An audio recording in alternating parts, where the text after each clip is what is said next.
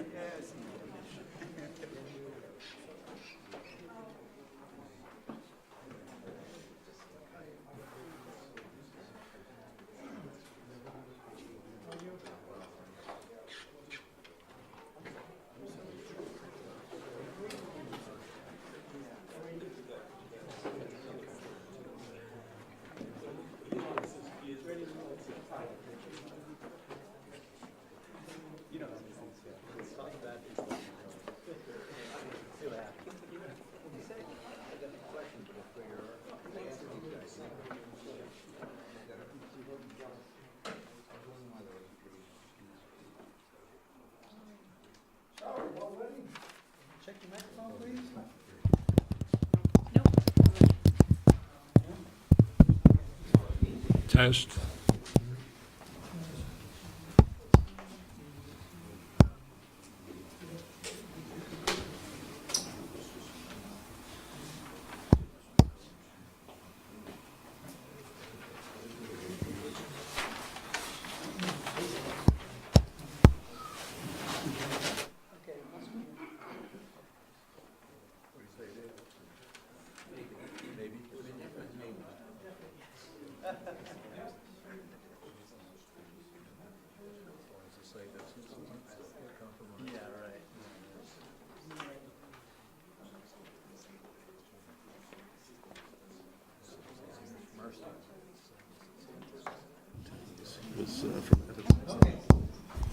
Testing. Okay. Welcome to the South Burlington Development Review Board for Tuesday, April 16th, 2019. First item on the agenda, directions on emergency evacuation procedures from the conference room. There's the way we entered. If there is an emergency, there's way we entered. And if you can't get out that way, there's these two exits here. And we should meet, if there is an emergency, we should meet in the south parking lot, which is right behind me, to make sure everyone's safe. Additions, deletions, changes in the order of agenda items. We should get the minutes done first to make sure that our recusal folks can take off. Great idea. Comments and questions from the public not related to the agenda. Are there any comments and questions from the public not related to the agenda? Hearing none. Announcements. We'll have 2 openings on the board as of July 1st, so if anyone's interested, please apply to the City Council. Paul, is that right, City Council? Or apply to Paul? No, it'll be to the city manager's office starting in just a few weeks. We'll get Okay. that to everyone. Great. Thanks, Paul. Many other announcements. So let's go to minutes first. Everyone had a chance to review the minutes from April 2nd and from March 19th. We can approve these both if anyone has comments or questions or amendments to them. On April 2nd, page 4, in the last paragraph, Mark's last name. Oh, And then on page 5, Marla, your last name under other business, number 10. I mean, you don't need me to tell you that. I move we approve both sets of minutes subject to the corrections noted. Second. Been moved and seconded to approve these minutes. All in favor, say aye. Aye. Opposed? Minutes approved. Okay, next item on the agenda, Appeal AO 1902 of Denny's Inc., appealing the decision of the zoning administrative officer to deny the certificate of occupancy at 730 Shelburne Road. Who is here for the applicant? Paul Connor, Director of Planning and Zoning and Zoning Administrator with the City of South Burlington as the, issuing appellee, and Delilah Hall as well as our Acting Administrative Officer. Okay, Wait a minute, the applicant isn't here? right. Come on up, please. Thank you.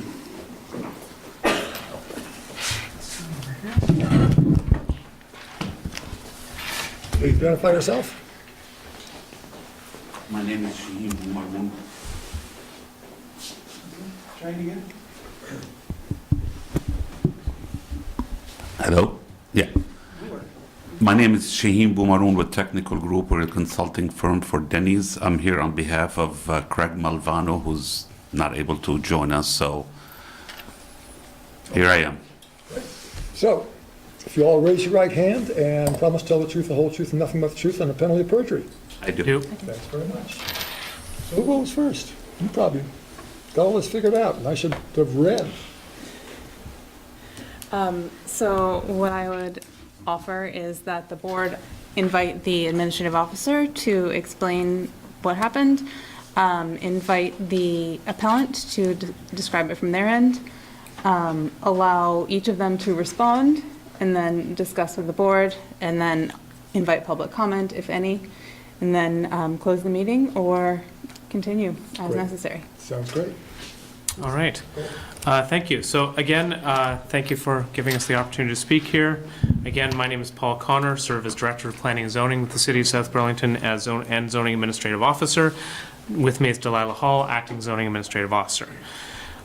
So this particular project began back in the spring of 2018. Then Administrative Officer Ray Belair was the principal point of contact from the city, answered the initial questions, and then issued the initial decisions on the project. Timeline for various different reviews, subsequent changes, inspections, and communications are in your packet. I won't go through all the details there unless you'd like to. The issue here is about exterior lighting in the building. The structure contains a newly built parapet wall that was built in the summer of 2018, which hosts the Denny's wall sign and is made up of a series of red slats that face towards Swift Street to the south and over to the east. The red slats are lit up at night, and we're going to have, Marla, if you don't mind showing the screen. There's two different sets of photos in there, one from January 25th.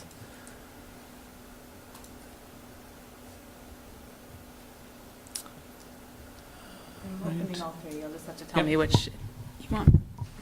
The closest up to one first, so not the one that says. It's 25 labeled January. January 25th. With me while I figure out how to run this thing. That's There we it. go. That's the one. So that's taken January 25th. And those are the red slats there that surround the Denny's sign. And if you'd like to show the other two, that was less fuzzy. Oh, there we go. That was taken this month from a little bit further away, and then there should be a third one. And that's just a little bit further away, again, on Swift Street. So that's taken from various points along Swift Streets. They are visible also from Shelburne Road, from the corner of Shelburne Road and Queen City Park Road. And I actually observed them from the south end of Pine Street, in, where it hits Queen City Park Road as well. The issue here, the Section 1307, the Land Development Regulations, says that all exterior lights for all uses in all districts, except one family and two family uses, shall be of such a type and location that they shall have shall have shielding as will direct the light downward and prevent the source of light from being visible from any adjacent residential property or street. Light fixtures that are generally accepted are illustrated in Appendix D. Source of light shall be deemed to include any transparent or translucent lighting that is an integral part of lighting fixtures. Site illumination for uncovered areas shall be evenly distributed where feasible energy efficient lighting is encouraged. Can you also bring up just quickly Appendix D here, since it's referenced? So Appendix D is just a little cut sheet that we have that's at the back of the zoning regulations that shows on the left the types of lights that are generally considered unacceptable and the types of lights that are on the right that are acceptable. The major difference between these two is that on the left you can see the bulbs and on the right you can't see the bulbs. That's obviously these are not the kinds of lighting exactly that we're seeing this evening, but that's the primary difference there. So in addition to the standards of the land development regulations that I just read, we draw your attention to the 2 site plan approvals. We note that in your packet, SP 1827 and SP 1843. There's a condition in each of them that reads the same and says, all exterior lighting must be installed or shielded in such a manner as to conceal light sources and reflector surfaces from view beyond the perimeter of the area to be illuminated. Following completion of the project, staff undertook a site visit and found what we see here, the flats to be lit, and reached out to the property owners. We indicated to them that the slits being lit was not allowable. Later, after discussion, the property owners filed a formal request for a CO and asked that it be denied so that it could be appealed to you tonight. So that's where we are. Board all understand that? Yes. Okay, proceed. In your package, you have received also a sequence of events that basically started from the first day this project was thought of until construction was done, and never during that entire process those lights were brought up to us as an issue. They were on the set of drawings that was submitted for approval for the building permit. Inspectors inspected it during the construction, and this is where we're facing here is, why weren't we told about it before we went ahead and spent $15,000 putting the Onyx system on? It's an issue that we're having a hard time swallowing, especially that Denny's is as you all know, a publicly traded company, so we basically have to justify the expenditures. So that's why we're here. I have a question for, Go ahead, please. I guess, staff.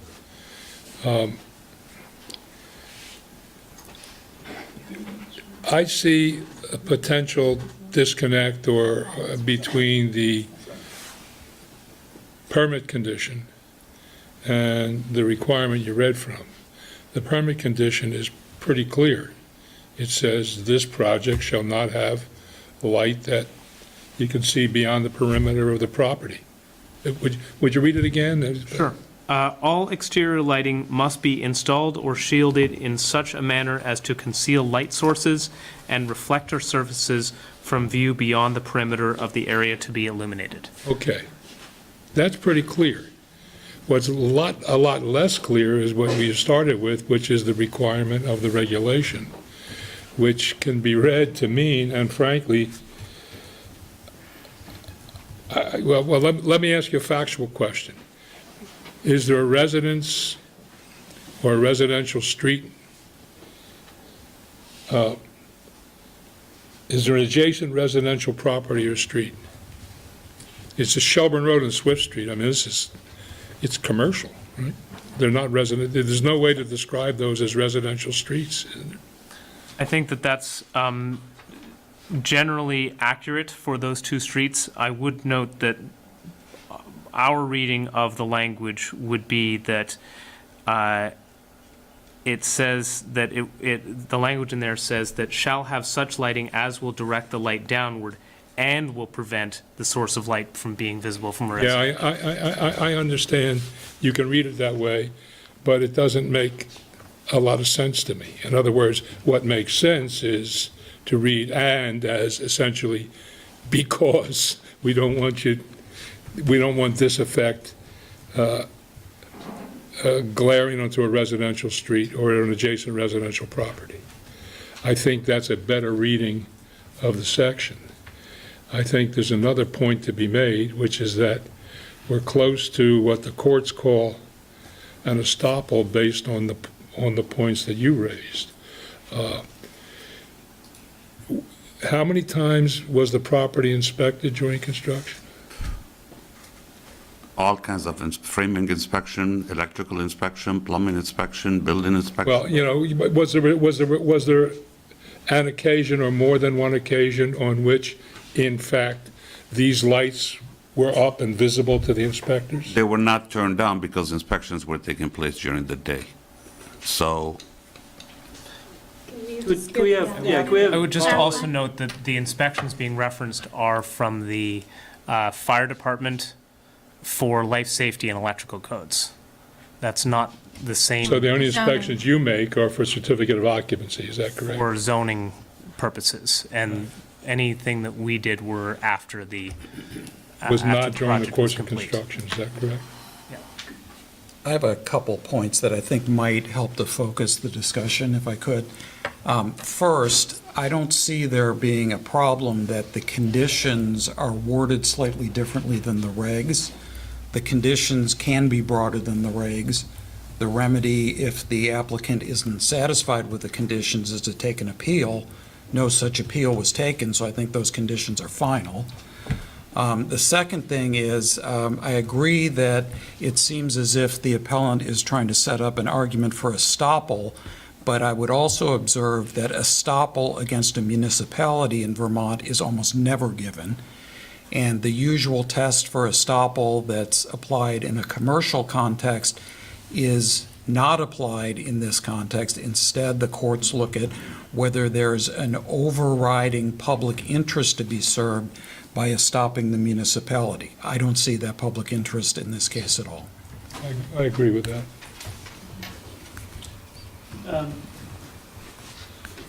We could have Shaheen talk specifically about receiving responses from previous zoning administrator. Paul or Delilah could speak directly to that. Sure. I spoke with Ray Belair on the 10th of last week and asked him if he considered that in the approval, and he was not, he was only aware of it, these are his words, if it was called out in the plans, and he only reviewed what is referenced in the approval, the SP8, the first one that he signed. And I have a set of plans here that he was reviewing for that approval, which does not show anything about the Onyx Tower in the set of plans that are referenced in the approval. Would you say that again? Ray said that he only reviewed what was referenced in the approval, the six-page set of plans that's here, and that Onyx Tower is not part of the approved set of plans. Did you submit the tower as part of the plans? on 5/29, a complete set of construction documents was submitted to Ray. That on sheet A5 shows the lighting. Is that in the, Shaheem, sorry, is that in the thing that you sent us? Correct. Do you know what page? It's architectural A5, page 32 of 37. Thank you. It's upside down, but it's there.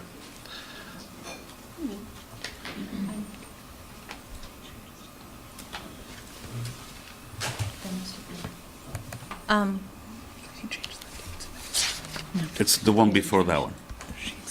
Two before that one. There we go. That's it. The dark mass at the bottom. What date So are those plans there? So the set of plans that I have elements of the plan set that was emailed to Ray in early May. But the plans that were referenced, the six-page set of plans does not include that sheet. Why not? I don't know why that, the 20-page set got reduced to this set that's connected and referenced in the approval. And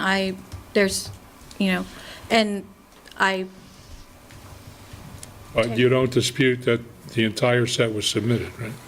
a set was emailed to Ray in May. The set that is referenced in the approval, a 20-page set was sent to Ray by email. The set that is referenced in the approval is a 6-page set that does not include that sheet. And the pages, some of these pages are the same pages as what was in the 20-page set. Some of them are not in this 20-page set. How that transpired is not Can you documented. explain how that could have happened? Sure. We sent in, the first package that we sent in for Ray was a preliminary set of drawings that shows the Onyx system, but it doesn't show it in detail. It's basically the new proposed floor plan, the new proposed elevation, just a basic set to get his feedback as to what is required, what is needed. And he responded to us on an email, actually same day, May 2nd, telling us that we need to go through a zoning approval process, and gave us the fees. At that time, we developed the construction documents and submitted to him on 5/29. That is the complete set that we attached to this. Okay, so I see why you feel the way you do. However, at least for me, I'm more impressed by what Mr. Sullivan has to say, which is that it's true that the conditions can be a little broader than regulations. And secondly, they're unmistakable in their language. So I can't, despite going this way and that way, trying to give you some room, I can't see a basis for your having not complied with the black letter of the permit, which says it's got to be shielded. If you had an issue with that, you needed to, as has already been said, you needed to appeal it. So if we shield those lighting, because the slats have a gap between them, if we cover that gap, then the lights are shielded. They still come through the translucent. But the lights come through the dining room too. But it doesn't, wait a minute, for our purposes here, that doesn't matter.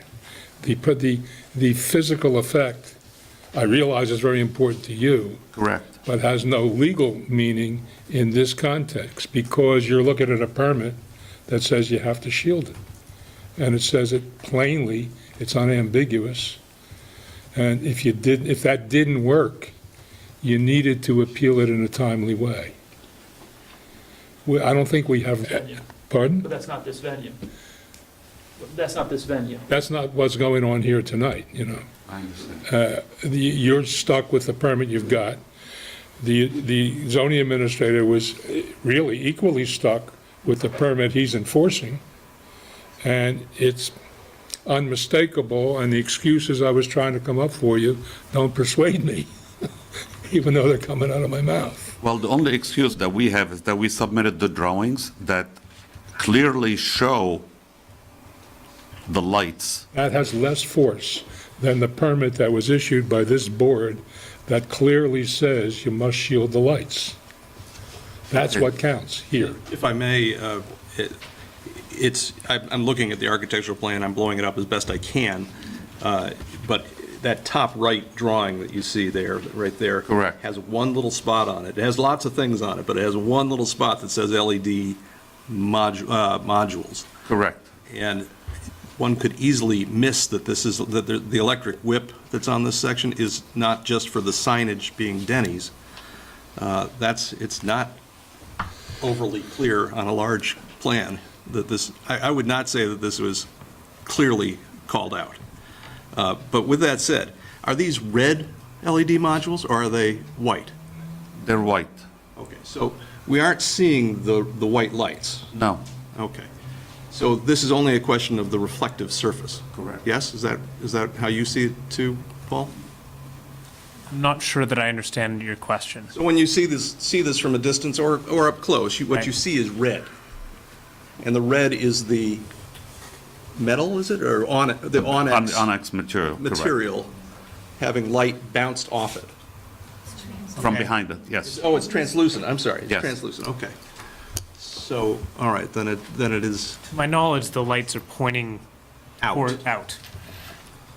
So they're shielded, but not, shielded by the onyx, but They're not downcast. Well, shielded, but also. They're- They're Yeah, right. they're filtered. Filtered, not Right. shielded. Got it. They're filtered with the Onyx system, Right. correct. And there are slats between the onyx? That white light comes through? Actually, I'm sorry. Go ahead. No, please. Space, open space. Yeah.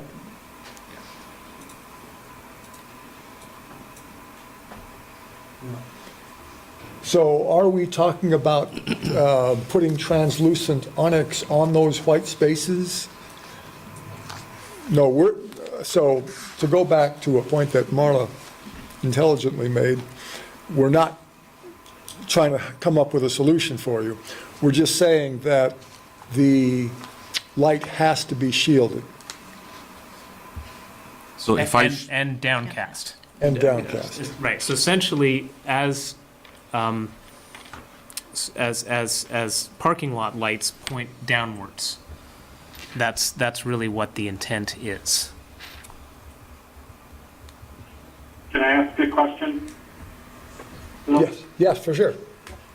So, basically, Bill, if I'm looking at this thing, and again, I'm an architect, and looking at this huge set of drawings, construction documents, I agree with John that I would have missed that. You know, especially given the fact that it's a terminology that's not standard. It's sort of more of a proprietary type of system, this Onyx type system, and talking about LED diodes, you know, you would have no idea in reviewing that this is your final outcome, you know, what you're going to get. But I think the bigger issue is that even if these LEDs were pointed down, you would still get the exact same result because it creates this giant glow that makes this thing radiate red. And, you know, it just seems as though it's the assembly that we have an issue with, not the specific LEDs, whether they're pointing out or down. The final product is against our zoning code. You know, this whole lit panel, whether it's pointing down as in downward shielded, you're still going to get this whole thing that's going to glow and be viewed from, you know, far distance. that's the idea. Well, of course, exactly, that is the idea. Mark. And that's exactly what is contravened by the permit. Now,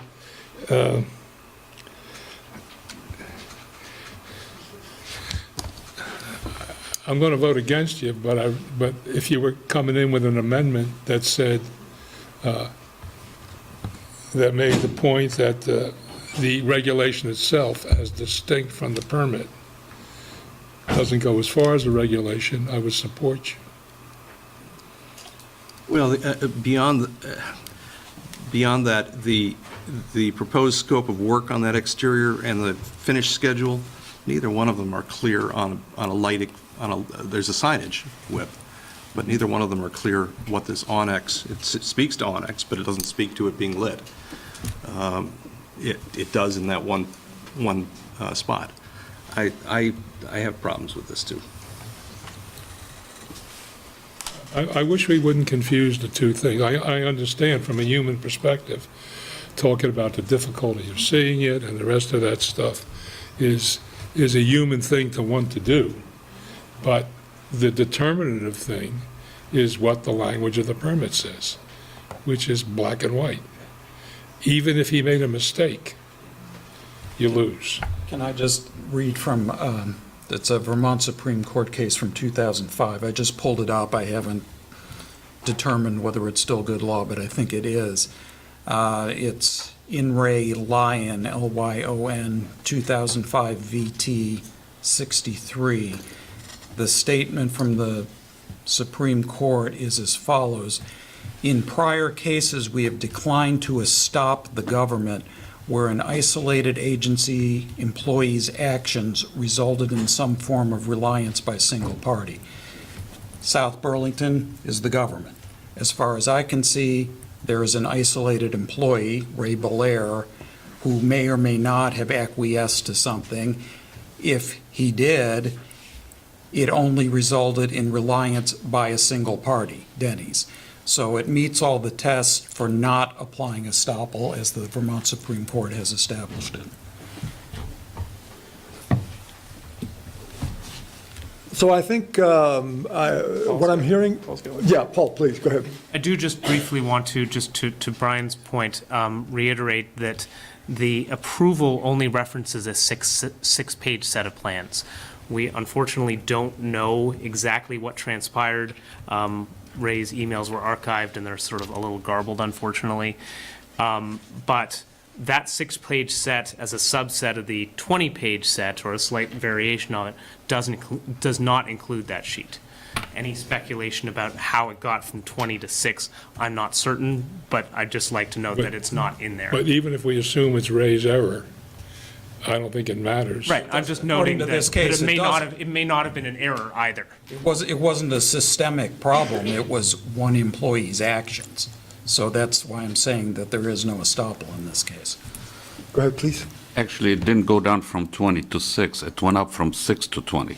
The 6 sheets were the schematic that we sent him first, and then the 20 sheets were the set of construction documents that we sent him for a permit,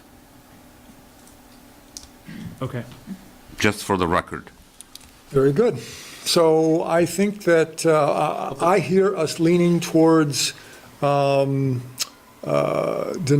the appeal, upholding the administrative officer's denial of CO. Comments, questions on that before we turn it over to anybody else?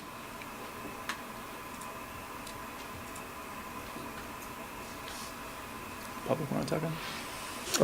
How's the board? We do have a question. Yeah, just a second. How's the board? Mark, everybody okay with that? Is that where you're leaning? I'm in agreement. Yep? Yes. Okay, yeah, go ahead, please.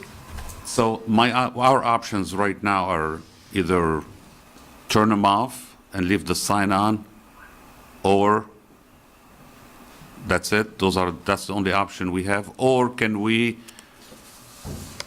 table this and try to come up with a solution that is acceptable? Can I answer that? Please. So right now, the board is giving you their temperature on whether they will approve or deny your appeal. The board will have a deliberative session in 2 weeks to make their final decision, after which you'll get an email from me or a hard copy email from me that says what the actual decision is. Your options then are to, turn off the lights. I suppose you could have a discussion with Paul as to whether that would meet, but I believe, based on my conversations around the office, that would probably be okay. Can I respond? And then the other option would be to appeal, if the board indeed denies your appeal, would be to appeal the board's decision to the Vermont Environmental Court.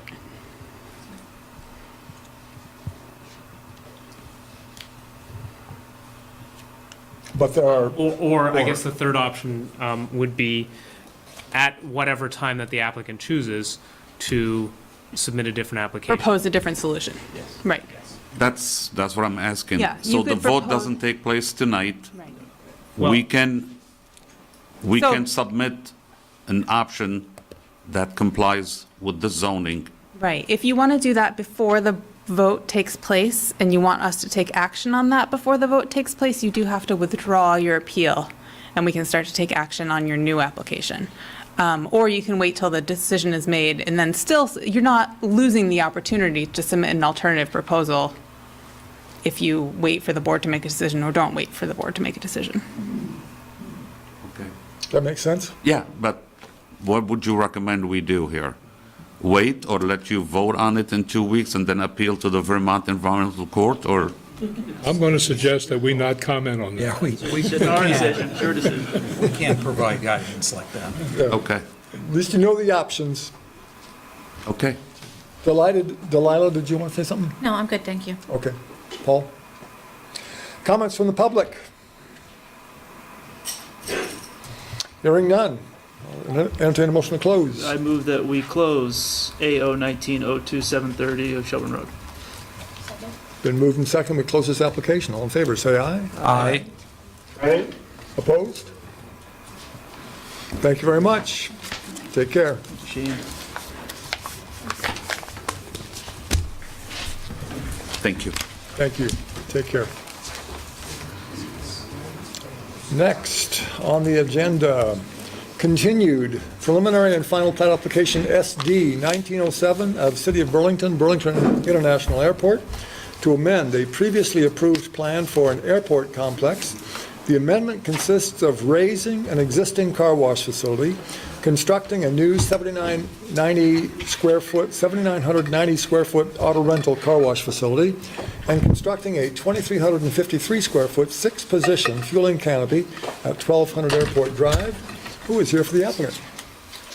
Thank you again for having us. My name is Nick Longo. I'm Deputy Director of Aviation at the Burlington International Airport.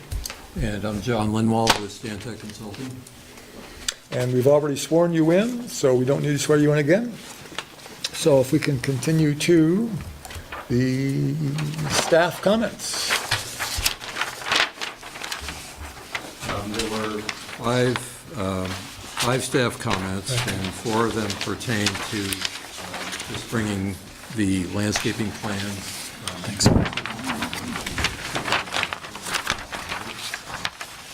This evening, prior to the meeting, I gave Marla Keene a copy of the revised plan, so we've made the changes on the landscaping plan to bring it the same as the civil drawing.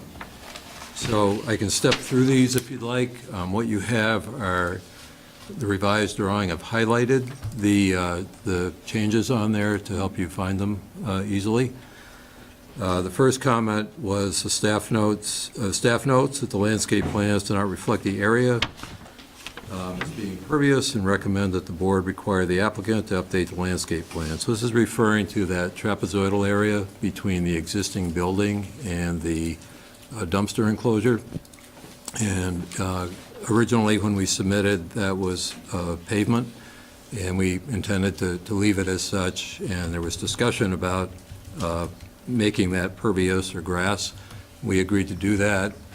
It was changed on the civil drawing, but it was not followed through on the landscape plan. So what you see there is another symbol that shows that being grass, and a note that says that. The second comment, I guess any questions on that? All right. Everybody follow that? Second comment, this was, so at the last meeting, we talked about bringing the site plan into compliance with the LDRs with regard to islands in the parking lot. And we addressed that by putting an island on the westerly face of the building and adding 4 shade trees in that area. And I believe the staff determined that was that met the LDRs.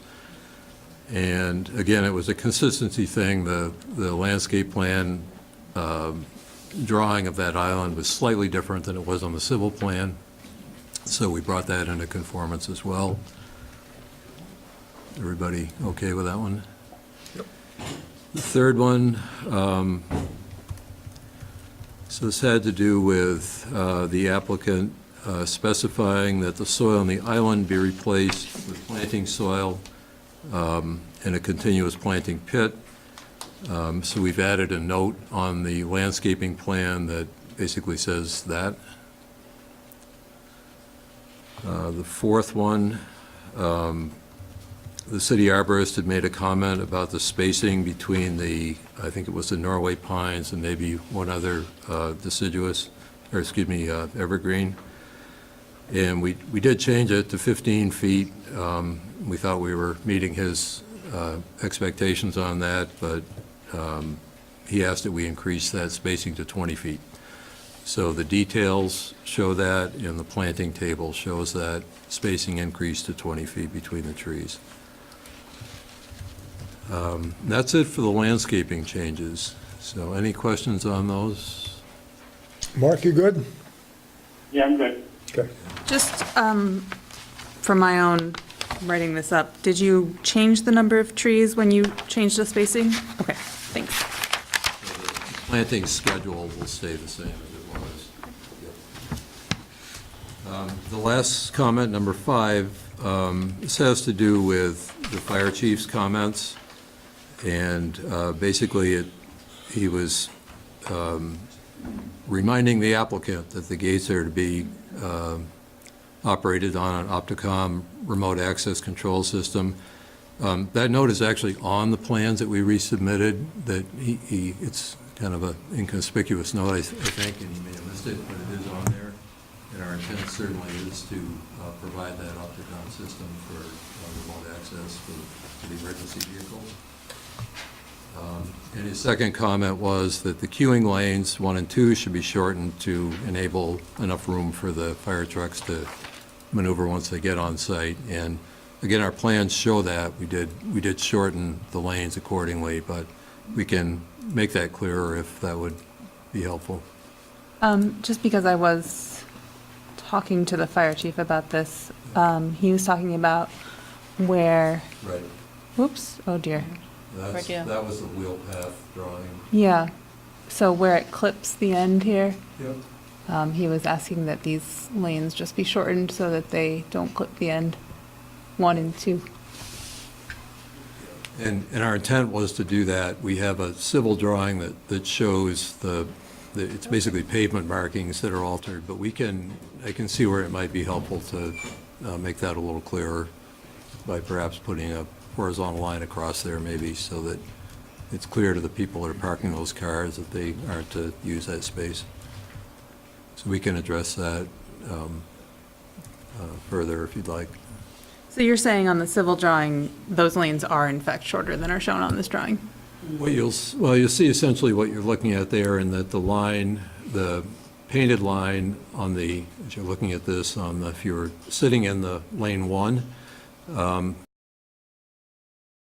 that cars should not be queued any further back than basically where the numeral 1 is, or the top of the numeral 1 is. So we can clarify that by putting the equivalent of a stop bar or something in there so that it's delineated better. And then lane 2 would be the same. It would be shortened slightly to the intersection of that painted line and the wheel path, or perhaps a little bit more. So we can I would suggest putting a horizontal painted line in there to give the people that are queuing the cars a little more guidance. Good. More comments, questions from the board? I'm all good. I think that lane shift is clear in C101, but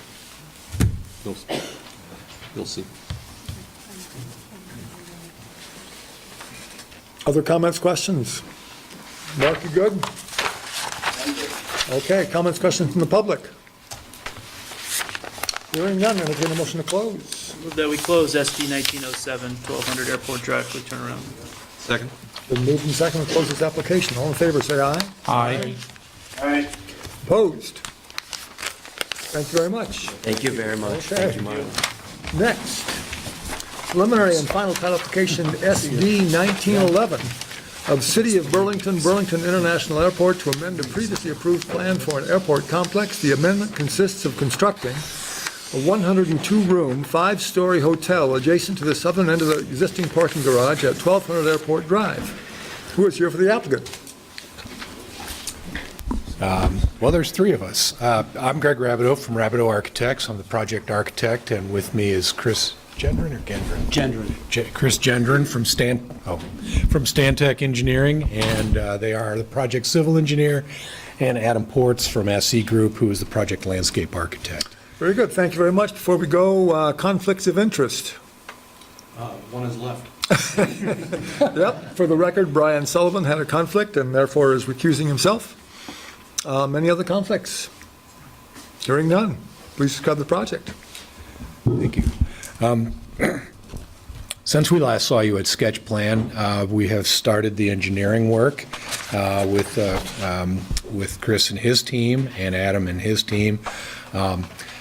one of the things we discovered almost immediately in the process of starting to look at utilities and things is that there was a major bundle of communications equipment that followed Airport Circle into the project site and connected to the terminal.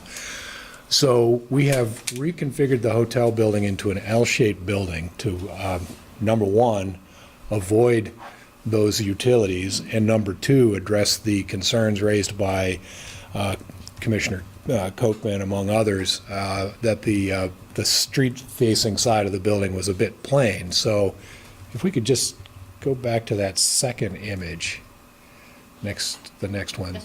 No, the one that shows it from the street. There. This was one of the big changes made, and it was made because there was conversation about if we're going to give you a waiver to the front yard setback, then we want to see a more active facade facing Airport Drive, and that's what you're seeing here. This is the side of the building that would face the public street, and there's a mixture of materials, siding materials, horizontal siding, some panels, brick, and stone. And at the bottom of that facade, you can see just about the middle, there's a significant pedestrian entrance, which is served by key card access. So people who are staying at the hotel can come and go from this main entrance to go to the airport deli, or to go on the walking path here, or, any number of reasons. And the parking garage, excuse me, I'm sorry, would be to the left? Parking garage is behind this view, yes. Okay. Yep. That's the major design change, but that was done in response to issues raised by the board. The building is a little bit shorter as well. That's the result of a decision to not have the unit's modular construction technique. So we're going to go to a more conventional framing technique, and that resulted in an overall change of the overall building height.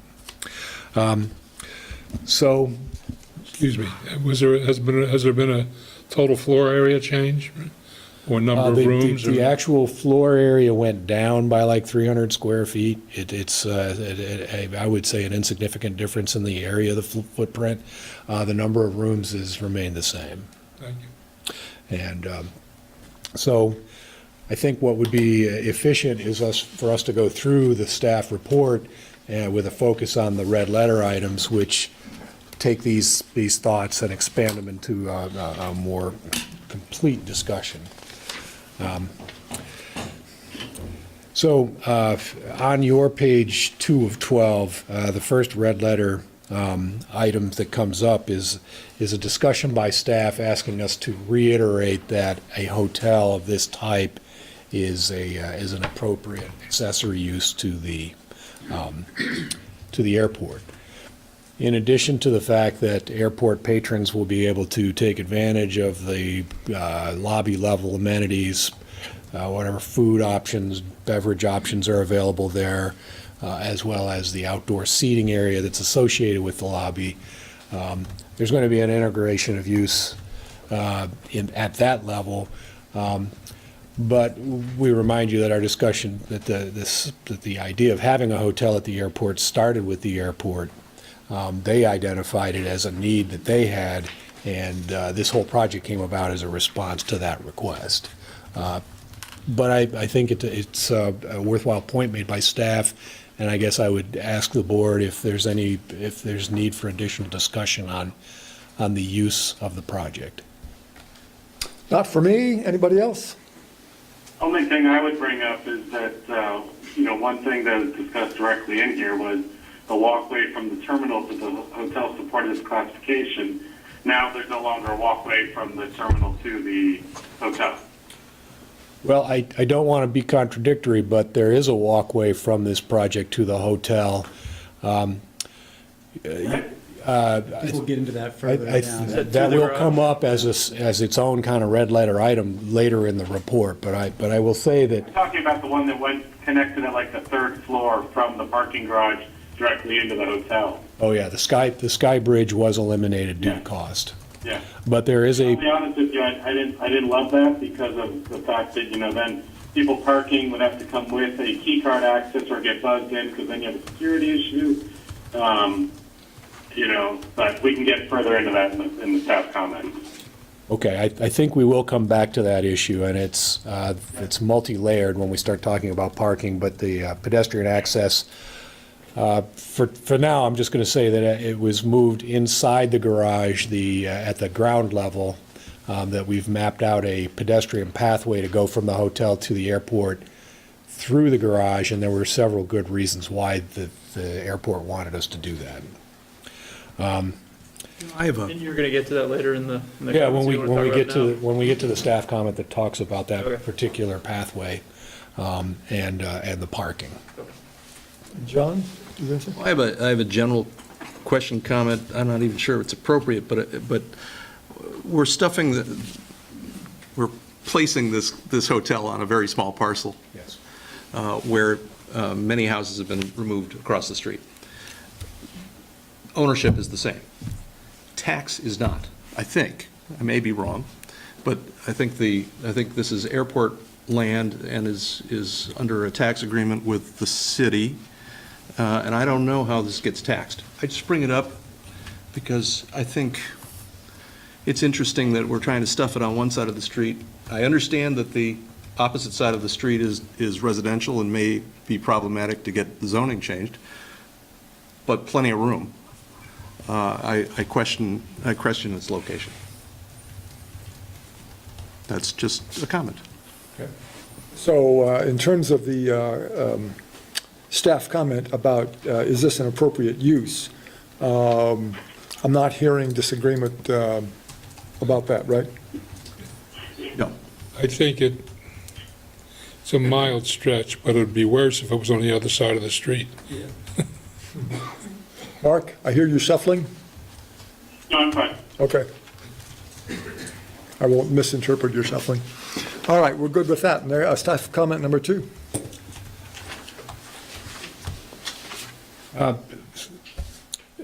Number 2 relates to the setback waiver, and I think if we could go back to the site plan, if you have access to a site plan in your, there we go.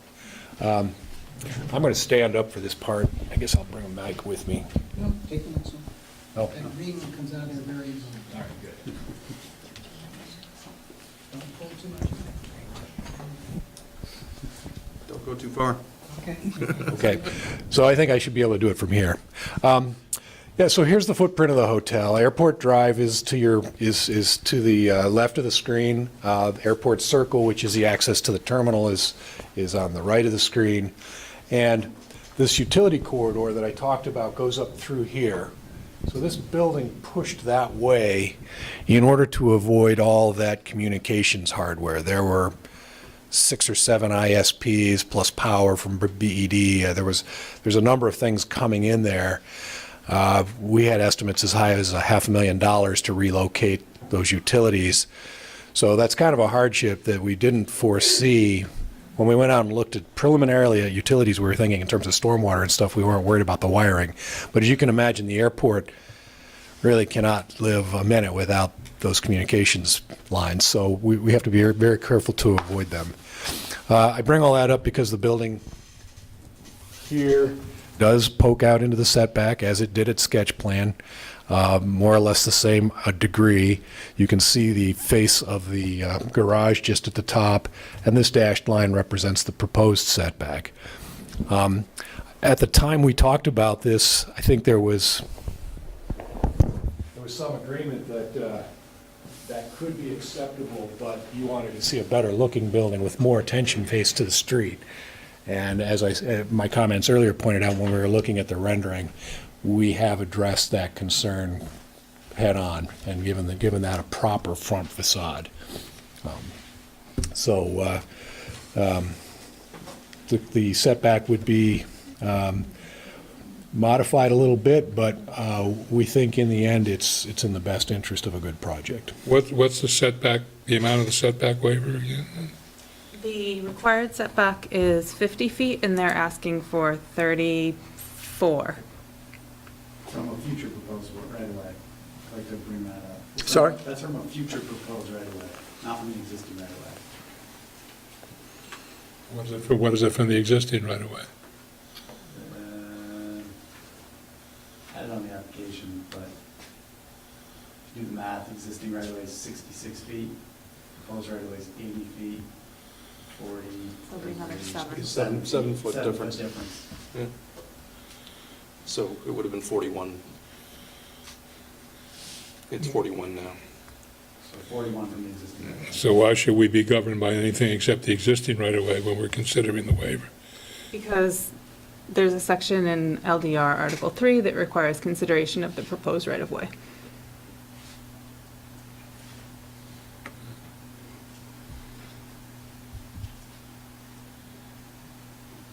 So I'm good with this? I have no issue. Yep, very I'm good. okay with it. Yep. So number 3, we're probably good with this too. The height waiver, unless people have changed their minds since sketch. No, I think the building's improved and looks Yeah, Yeah. right. dramatically better. Yep. Yep. So height waiver's good, right, number 3? Yes. Mark, you good? Yes, and I'm good with the setback waiver because I do think that they've done exactly what, I know that was my main concern. And I do agree that that face of the building has definitely become more attractive and has more of a pedestrian friendly. There's definitely an access. So I'm good with that front setback waiver request. Very good. Number 4?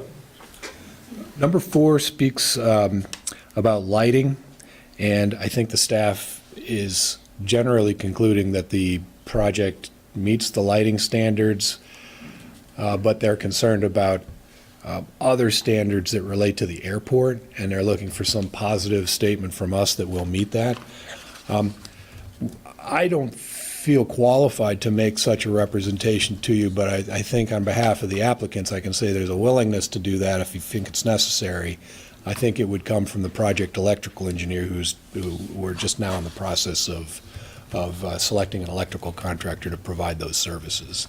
But it's certainly our intention to make sure that we don't provide electrical interference with radio communications or provide lighting that could be a hazard to air travel. I think the airport is quite diligent on as far as keeping track of those sorts of things. How strongly does the board feel about requiring an affirmative statement to this effect from the applicant? Well, would it be difficult to get? I don't think so, and I think we'd be happy to make it. It's in regard to these 4 criteria for the airport district standards, so it's in response to your law. You know, I mean, we're proposing shielded downcasting light fixtures. For the most part, I don't think the lighting would be the issue. I think the radio interference thing could be. We'll just have to do a little research on that, but. There's no onyx. No onyx. Mr. Chair, if I may. Yep.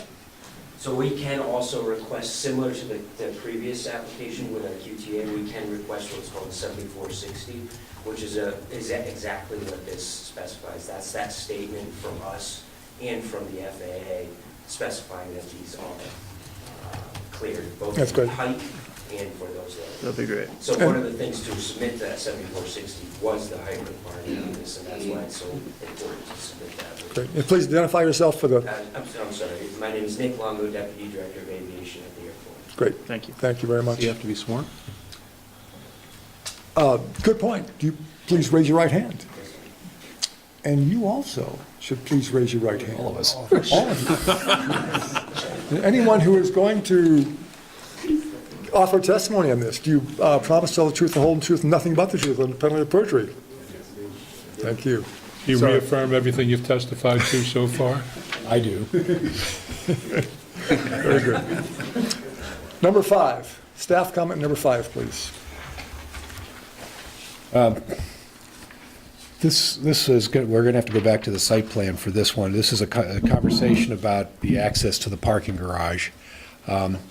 This is a complex issue, and before I talk about the specific design, and I may let Chris do some of this, I do want to point out that the airport has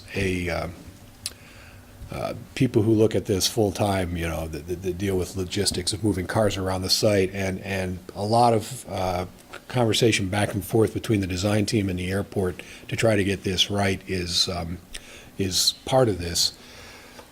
when you come onto Airport Circle, your principal access to this hotel will be a left-hand turn onto this drive lane you can see described there.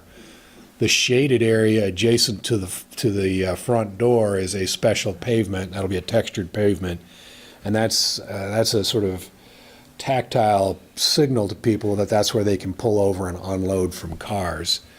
The shaded area, the main driveway in, will be left as a regular driveway, sort of indicating that that's where cars that want to access that secondary access to the garage would go. I'd like to add to that that is specifically meant for hotel users at this point. The BTV is looking at reorganizing their short-term parking. So that is now specifically meant for hotel guests, is my understanding at this point.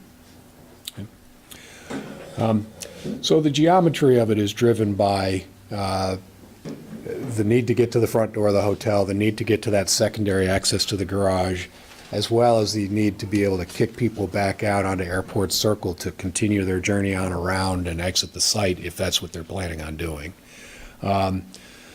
We have agreed in principle with the fire chief's comments that we should eliminate the parking space that's shown along the edge of that driveway.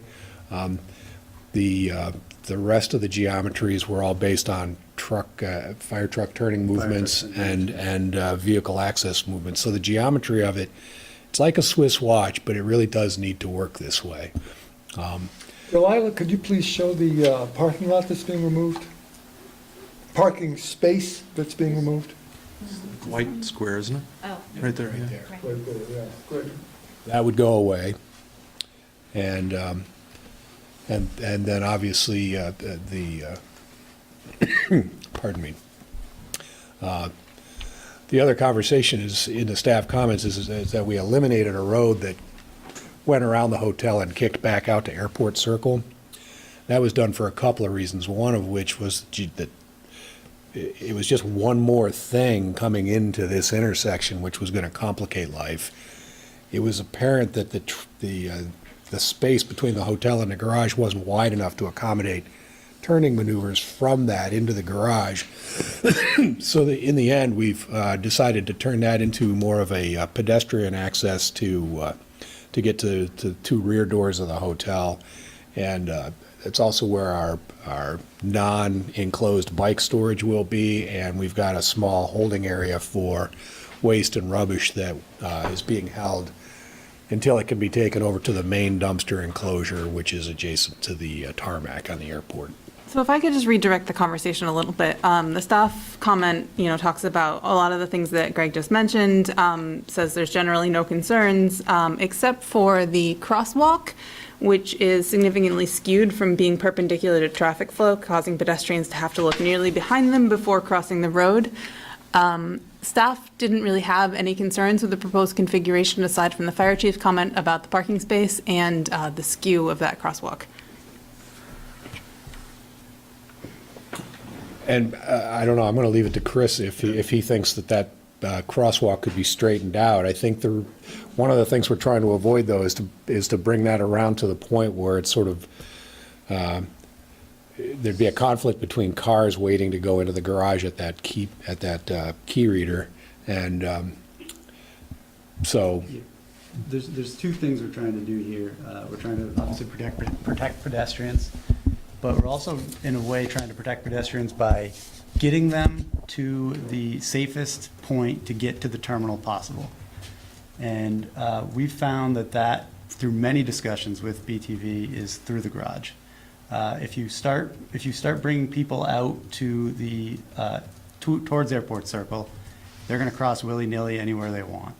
So we made it like that, so it's a path to direct them to that sidewalk, to that entrance to the garage, to a lit path from that entrance all the way to the Ambassador's Crossing, where they have lit up stop signs, giant pedestrian warning lights. They have markings on the ground and a stop sign, to help protect pedestrians out of that area. So that's where we want people to cross. We want users coming to the hotel and leaving the hotel to cross at that Ambassador's Crossing to get to the terminal.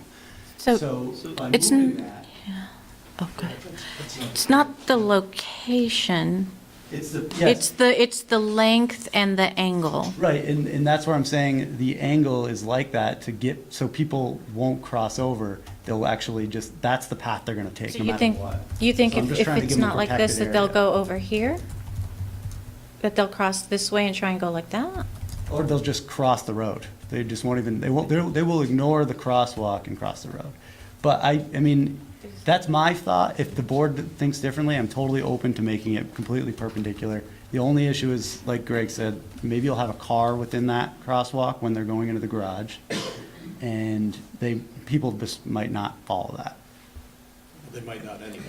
Yeah. But It And could I be should argue shortened. that- I should argue that there's gonna be, like, I think where traffic numbers show 39, 52 cars within the peak hour. So it's not, and now it's dedicated to hotel traffic, so we've taken out additional traffic. It's a very pedestrian-friendly area. It's supposed to have the feel of the entrance of a hotel. It is also just one-way traffic. And one-way traffic as well. Which means that somebody crossing, well, if you're walking head-on, coming from the parking lot this way, you'll see oncoming traffic. But Marla's right, if you're walking this way, you have to do this. And if you're in a hurry because you're running late or something, you might not do that look back because it's awkward and you're in a hurry. But cars aren't going to be going at 20 miles an hour. They're going to be going at 5 or 10 miles an hour. And the cars will be plainly able to see, it's the crosswalk and the pedestrians, right? Do you know the length of this crosswalk? Not off the top of my head. If they went straight across, because they want to head to the terminal, they don't want to take that median to the, what do you call the Ambassador's Crosswalk? Is that 2 lanes that are going one way, or is it 2 or 3 lanes? Sorry, if they were to just So right, willy-nilly cross over Airport Circle. if they went, straight across, would they be going? That's like 5 lanes. That's like 5 lanes, all right. Is Well, there and no yet- sidewalk hugging that curb? Because dollars to donuts, there's going to be people that are going to walk on the grass or right along that curb because they're not going to want to cut through the garage. It's irrelevant, but possibly a sidewalk that hugs the curb would make sense. I was having a hard time following where specifically you're talking about. Where you have the top of the crosswalk, instead of going into the garage, I bet you they're going to go your bare right and hug that curb. Yeah. One thing that you'll see is that since that parking spot is removed, that sidewalk there is no longer there, and we're going to heavily landscape that area so they won't be able to do that.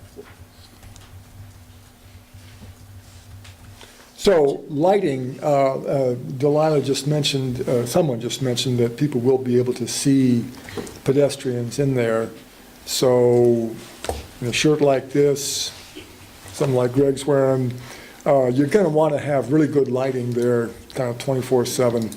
So I'm hoping that your lighting plan will show something that really lights that space up. I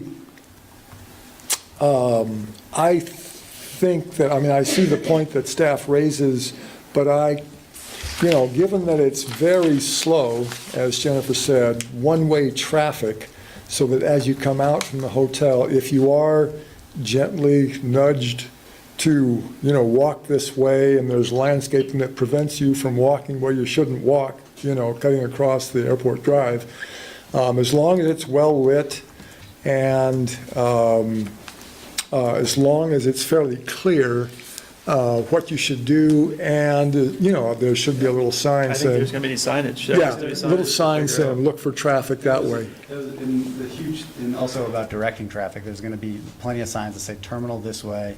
There's going to be lighting that attracts walkers to go that direction. Yep, through the garage. Yep. Yes, can I offer? Please, Mark. When looking at the plan, the only thing, I don't have an issue, to be honest, with the angle of it or the fact that it crosses not perpendicular. But, and again, maybe this is just looking at a straight site plan aerial view, but, the fact that you cross over to the pavers, but then you come back and you're on the concrete pavers, and then you walk back over to the brick pavers. Is there any way to extend the paving pattern so that you're staying on the pavers, the whole way? Sure. Do you see what I'm talking about? Like, I do, I can see it. Yeah. You mean through the crosswalk?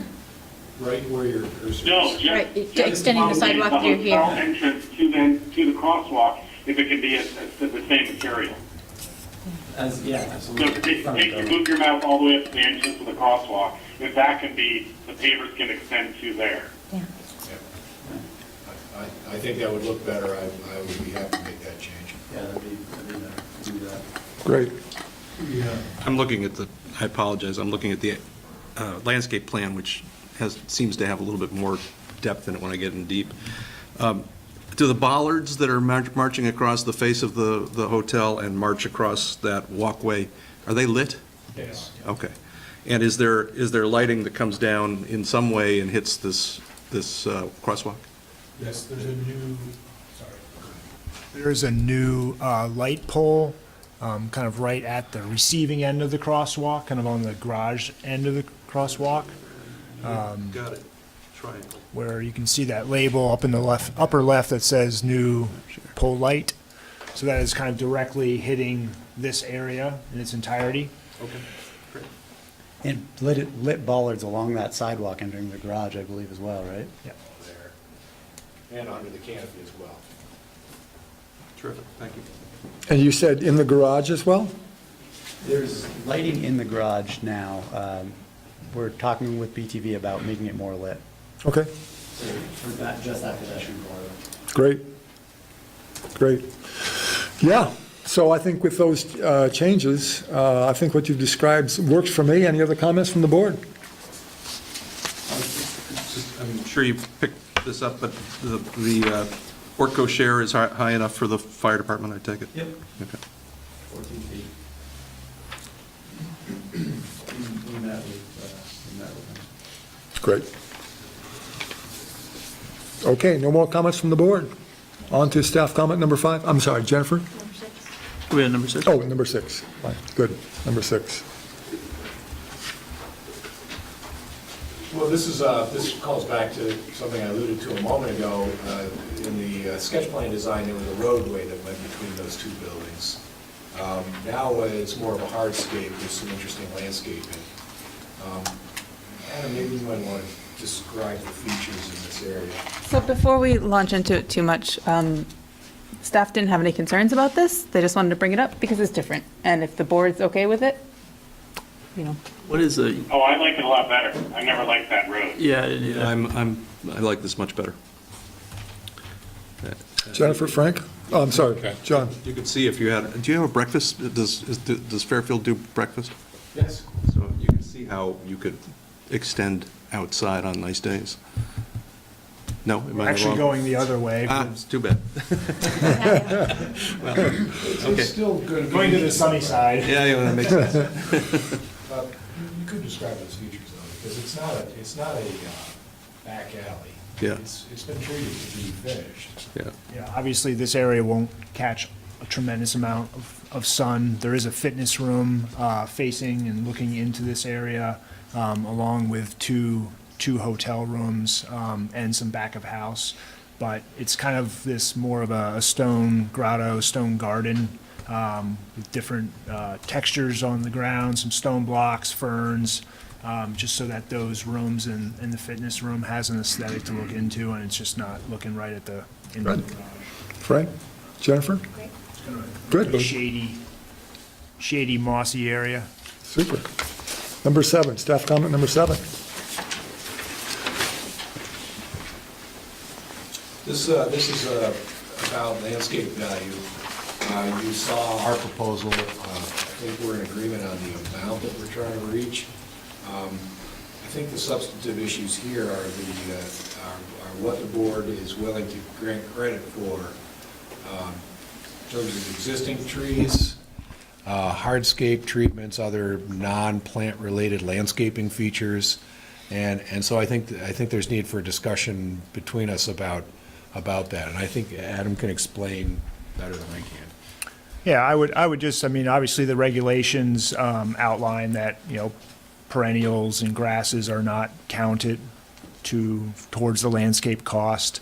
I think in the case of this project, there's a great interest in maintaining that character and arrival to the hotel.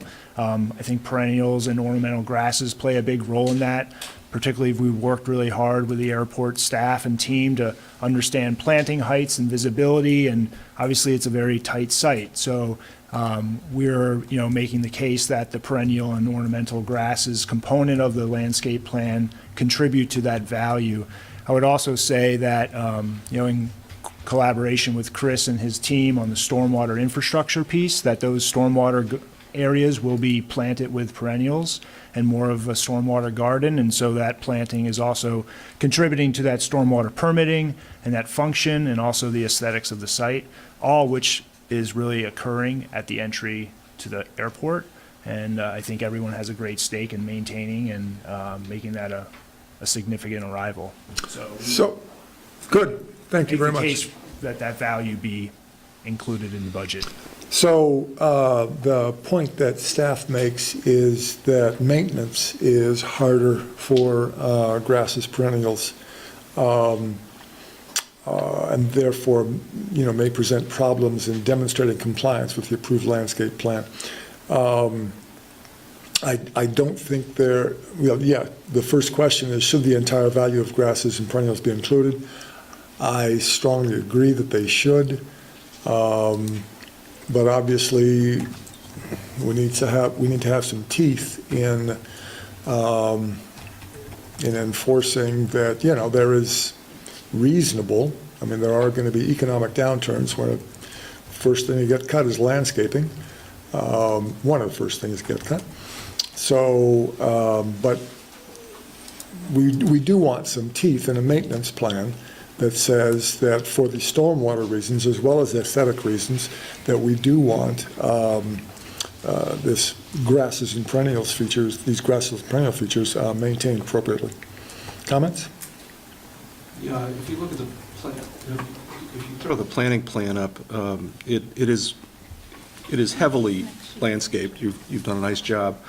I would point out that with Bartlett Brook Apartments, Pittsig Alley project a while back, we did approve perennial and grasses that were in the stormwater area. This is along the stormwater area. They'll also be. They're not in your plan. Your plan shows the stormwater area as a small area and standalone and sort of surrounded by, I don't know, junipers, whatever they are. And I guess I would suggest it's trickier to maintain the plants that are physically in the stormwater area.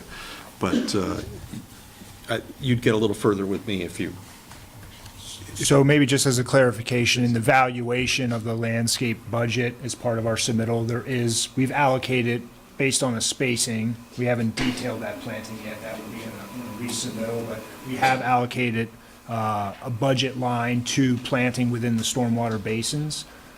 So we are counting that. And John, I think, we've worked on the Bartlett Brook Apartments project, so we're familiar with that. And obviously, the soils out on this site, given their permeability and drainability, we think it's, reasonable and a great opportunity to highlight this stormwater aspect to the project and make that something that's just not off to the side. It's really integrated into the front terrace and the front island that the canopy is resting on. So we think it all can be kind of made whole as a feature and successul. Yeah, one other, you're building very close to a lot of pre-existing trees. It's gonna be a trick. You'll replace if you need to with similar size. Well, I think the first step is to have a proper tree protection plan, which I think we do. We have submitted. So, I think it's incumbent on us during the management of the construction phase to make sure that that tree protection plan is implemented and enforced. Speaking to the notion of sort of how do we keep these people honest, I would mention that the airport is keenly interested in maintaining the landscaping in the entire airport property, so we have them as a sort of overseer as well as the Marriott Corporation, who will peg periodic property improvement plans to maintaining the landscaping as well. Is there some formal way to address the maintenance issue in the permitting process? Well, the board discussed recently on another project the idea of potentially asking the applicant to provide and record as a condition of, as in the land records, a landscape maintenance plan. As a PUD, the board has the ability to make this request. We have been burned. There is a project nearby that is not positive. No, So- I've sat in this room many times and seen that go down. Okay. Well, how would you feel about submitting a landscape maintenance plan and having the plan incorporated as compliance with the plan? We have to have some agreement with the airport on that. We have to have agreement with Marriott on that. So I think to the extent that that's something we're arguing to be doing, it'd be okay to share it with this board. I don't have a problem with that. Well, but that would become mandatory, would be incorporated into your permit. Yeah, I expect so. Although, in my many years of experience in South Burlington, it really has always been a requirement, and it's been enforced by the cities as best they could. Okay, so bottom line, you're okay, you will submit a plan? Okay. Great. So staff feels that on the next bullet under 7, only the incremental value of the patio and entry area pavers should be allowed compared with the cost of standard concrete. Makes sense to me. Staff board comments? Yeah, I agree with that. Okay. Are they pavers or is it asphalt that's been scored? Yes. The drive lane under the canopy would be a stamped concrete product, not a unit pavement. The patio and some of the other back areas would be, and So they are pervious. I think, I want to point out that Adams only claimed $10 a square foot as value for that. So I think that really does kind of represent the difference between a concrete surface and a specialty pavement surface. $10 a square foot would not be enough to Get that done. do all of that. Yep. But we can calibrate that when we come back for final plat. Great. Staff comment number 8. Staff comment number 8 is really Chris's comment. This is about stormwater. And I'll let Chris describe what's going on. I think we have a very good idea what's going on with stormwater. We just have some details that we have to pick up. Yeah, the general concept here is we're going to install 2 Tier 1 in accordance with the latest stormwater manual. They're Tier 1 practices, and they're very cost efficient and very effective. They're infiltration basins. Essentially, you dig a hole. You need to have a pre-treatment forebay for all surface runoff. Rooftop runoff doesn't need that forebay because you're not picking up dirt and particles. So we propose to install both 2 separate. Hotel site will flow to location south of the patio, and the other location will be just east of the porte-cochere to collect all the new road impervious runoff and the porte-cochere runoff as well. And currently, we're working with Tom DiPietro and Dave Wheeler on finalizing this. At this point, I've done all my calculations. We're just waiting on some soil data. As you know, there was a giant snow pile there all winter long. We hadn't had a chance to do our test pits and infiltration tests. So we are actually performing those this week, and we'll be able to coordinate with Dave and Tom a little bit better and get them up to speed on what we're doing. Sounds good. I would just add to that it would be our request that the board, if and when they feel comfortable, take action on preliminary plat approval. So your application was for preliminary and final. So that would be a request to split into preliminary and versus final, or?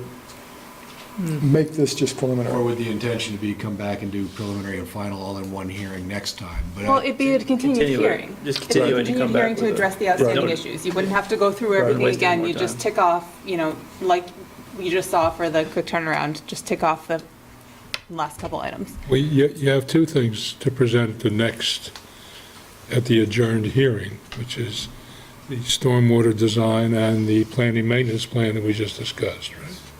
So that should be submitted to staff in anticipation of the next hearing, right? Sounds doable. Number 9. This is, the staff recommends that the board require the applicant to correct the erosion control plan as described in the staff comments. Right, yeah, we don't typically show tree protection on our EPSC plan because that's shown on our landscaping plan, but we have no problem doing that. That's not. Okay, great. Staff comment number 10, so the board should discuss among us whether we agree with the proposed 25% reduction in peak hour vehicle trips from 52 to 39, based on the fact that a lot of the cars will be parked at a lot of the traffic will be for cars that'll be parked in the garage and therefore not flowing through the, Can I clarify that? please. The 25% reduction accounts for airline staff. Oh, Not having any gotcha. vehicles- Sorry, my fault. No vehicles whatsoever. So that's what we took an educated guess at an estimate at what we feel that would be. Great, thank you. Have contractual arrangements with airline staff yet? No, I don't think we can represent that. The 52 PM peak trips is not an insurmountable barrier in itself, but we do think that either because people will arrive by a shuttle or they'll be, that this isn't like a hotel someplace else. A lot of this traffic is already being accounted for in airport traffic. It's your call. Yeah, it's still significantly below the 75 PM peak trip threshold that would trigger interest at the state level. But do you have some way to quantify your general sense that some of the trips are accounted for already? I mean, 25%, is that anything other than that? In a way to not overcomplicate this, I don't know if going from 39 to 52, it doesn't make a difference at the state level to increase our PM peak trips. I don't know if it makes a difference here. I'm okay with accepting 52 peak trips and just forgetting about the 25% reduction. We did that as an engineering exercise to just see if we had the available, how many cars are coming in at a certain rate. So it was just to see, what our queuing would be in front of the hotel. But if it doesn't have any bearing here, I'm okay with changing that in our application, making it 52, if you guys want me to do that. So the repercussion is really in the traffic generation fee, Right. which is $995 or something like that, almost approximately $1,000 per trip. So it'd be $13,000 difference. All right, yeah. So since you're going to come back anyway, if you want to think about it, decide if you want to substantiate it. I think the city's okay with taking the 13,000. City's okay with taking an extra $13,000. But if you want to substantiate it, if Gene have tells you no way. Have I substantiated enough with my conversations tonight? Because that's all I really have to offer. No, Okay. it's completely arbitrary. Not completely arbitrary, but it's vague. So if there's any way to, Yeah, but $13,000 is this very concrete, quantifiable number. You know what I'm Well, saying? Stantec, of all engineering firms, has the reach to be able to look at other airports and other hotels to show us why 25% is right. We could do some work. We'll talk to our client about that, and I'm sure once they hear 13,000, they'll want us to do that. So. what's the payoff? Yeah, so we will Got substantiate that poker face further. behind you there. Sounds good. Number 11, Fire Chief's comments. Now, this is a big one. Blocking the main airport driveway when there is a fire truck on site. That's a big deal. So let's step through the 3 bullet points, please. Maybe taking the easy one first, Excuse me, Craig, could you go back to the comment again so we can read the comment more easily? I can read it for you. The staff recommends the board discuss fire chief's comments with the applicant prior to closing the hearing to include the following 3 main points. Blocking of the main airport driveway when there's a fire truck on site. Proposed parking space on the exit from the hotel driveway in the absence of fire hydrants. And taking those in reverse order because it's easy. There are fire hydrants shown on the site. We don't know. He must have just missed it, but there's one. There's on the utility plan, there's a fire hydrant within 100 feet of the mechanical. Between Airport Circle and the Port to Share, yeah, I had this discussion with him. We actually flip-flopped he needed his fire connection a little bit closer, so we actually flip-flopped a room on our floor plan to make that happen. But it's just, I can point it out. It's not going to be on the landscape. Yeah, it's probably not on. I can point out the location. It's not shown here. Well, you can barely see it, but there's a fire hydrant located right here, an existing fire hydrant. And our mechanical room is here, and that distance he requires to be 100 feet to get to the fire connection here.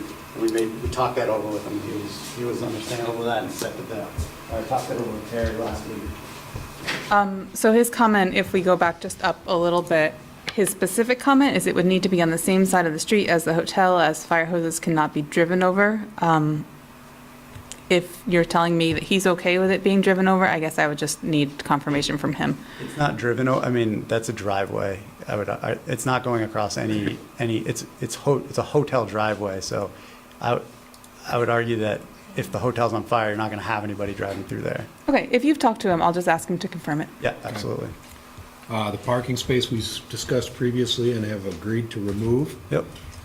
So that brings us to the blocking of the main airport driveway when there's a fire truck on site. There is in the application set an overall drawing of the airport property. It's like one of the first ones in the engineering set. And it might be worth going to that. Yeah, it would.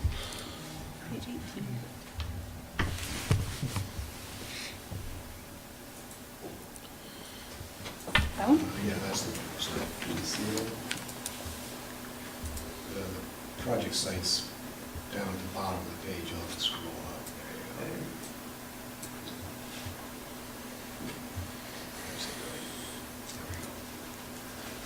So the concern is with the aerial ladder truck that they would want to get to the southeast corner of the building, setting up their apparatus on Airport Circle.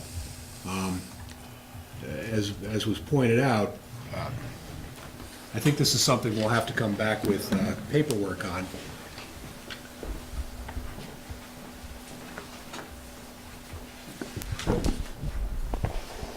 If I can do this. They would set up roughly here. They'd have their outriggers on.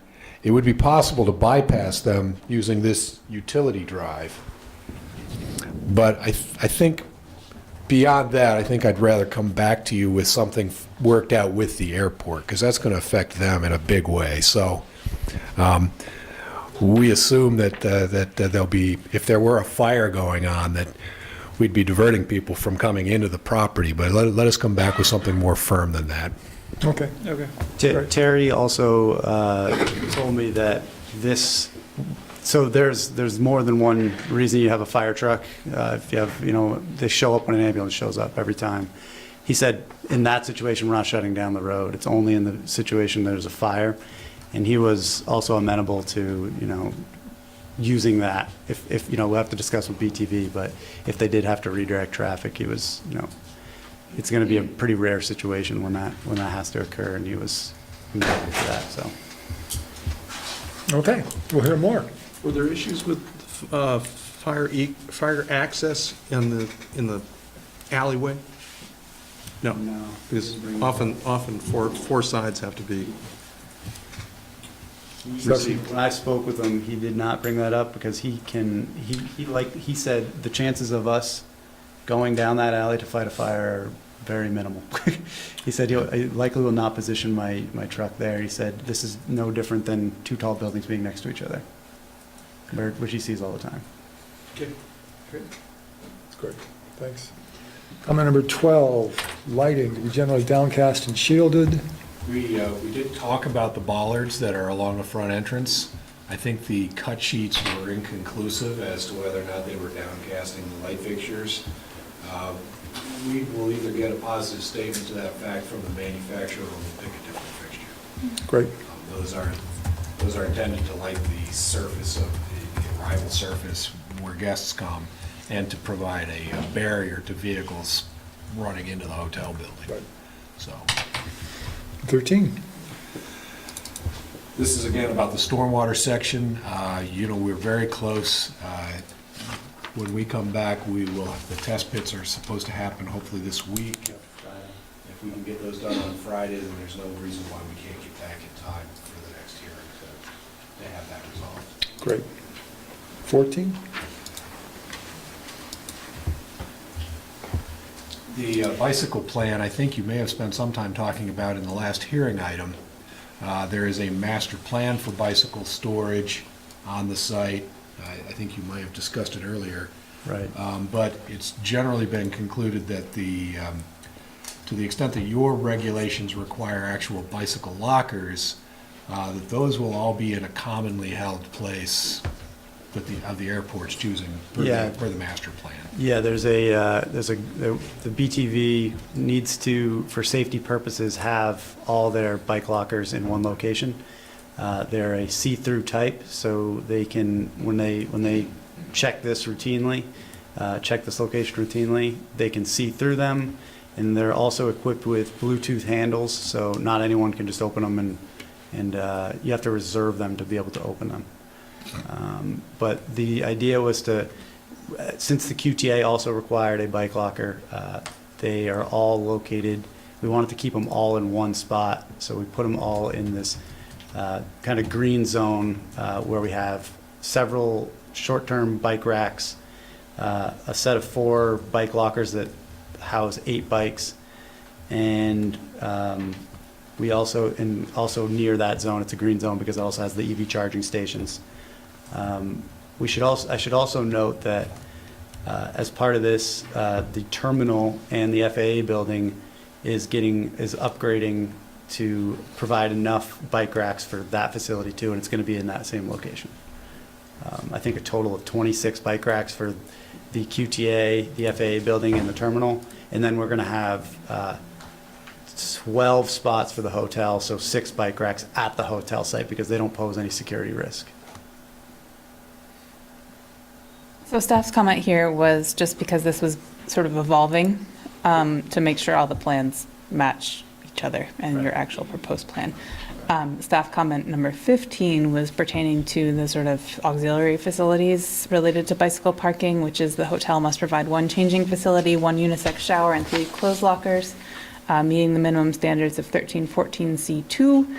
And we recommend that the board have the applicant show those on the floor plans. The hotel staff has a staff break area that includes lockers for everybody who's on shift, and there is a bathroom and changing room shower area as a part of that. So this is a normal part of the program for the hotel, and we will be happy to show you that on a floor plan. Can you show it on the floor plan? It's in the basement. I don't know if it shows on the current sets of plans, but we can make sure that it does for fun. That was the recommendation, so. if you- It's there. The lockers are there. They're required elements by Marriott, so this will happen. Are they required to be public? No. Good. The hotel guests will all have a bathroom. I understand. It's for that strange person who comes up and just wants a shower. I don't know. Yeah, the bathrooms at the end of the hall for everyone. Yeah, right. Good. On to number 6, John, do you have more? 16, just remove all signs from the plans, including calls to sign locations. Agreed. Okay. Other comments from the board? Mark, all good? Yeah, I'm okay. Yeah. Yep. Comments from the public? Yes, please. On your plans for solar panels on the top of the hotel? The building will be solar ready. I can't represent that they'll be provided in the initial construction, but the conduits and the extra switching gear and stuff required to make it solar ready is important. So who would have to pay for solar panels then? I'm sorry? So who would pay for the solar panels? You know, I don't want to make a promise for the hotel without talking to them about it, but I think it probably would be a function of cost and whether or not there were still tax credits available.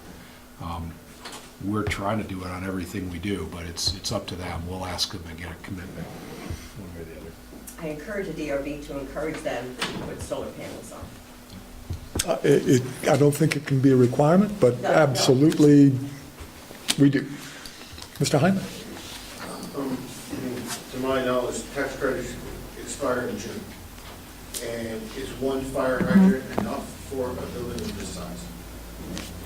So you're referring to solar tax credits?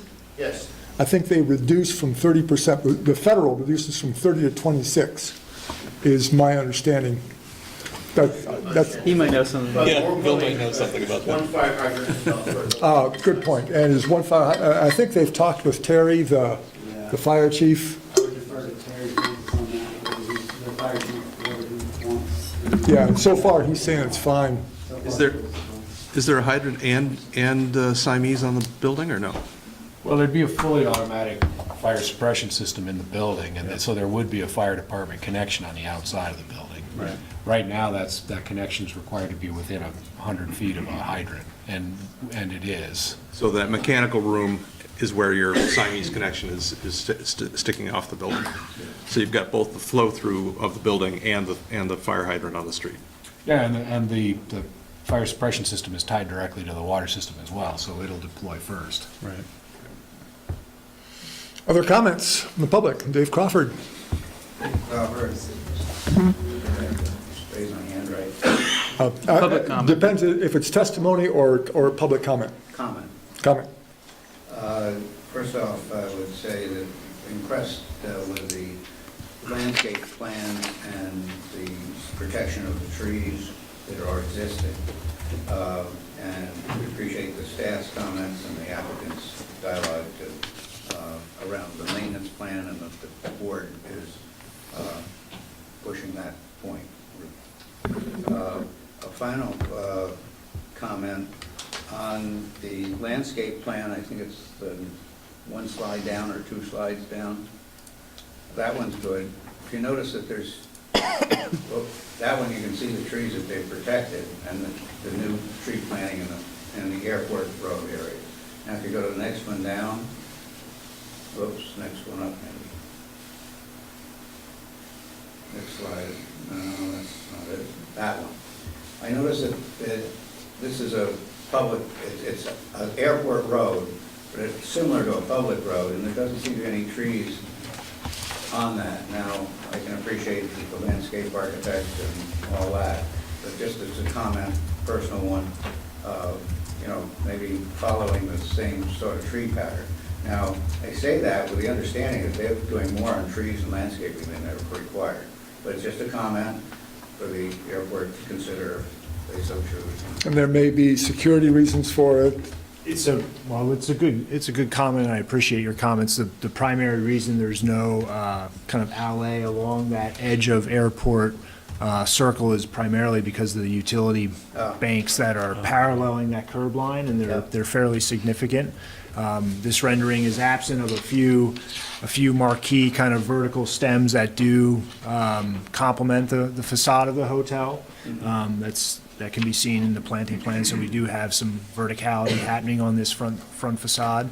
But along the edge of the roadway, that is, the utility is. I apologize, I heard that, is but I wide. didn't register. Thank you. Great. Other comments from the public? We Hearing have a none. date to Yeah, continue this? continue to. So, I need to pull up my calendar here. There's a May 21st hearing. I would have to have everything from you by May 10th. And I'm not loving that date because I have a pile of 4 things already scheduled for that date. Do you think May 10th is easily doable for you, or do you think you'll be scrambling? When would you need materials by? That's what I'd need materials by May 10th. For the 21st. No, that wouldn't be scrambling. I thought you were talking about them being on the hearing for May 8th.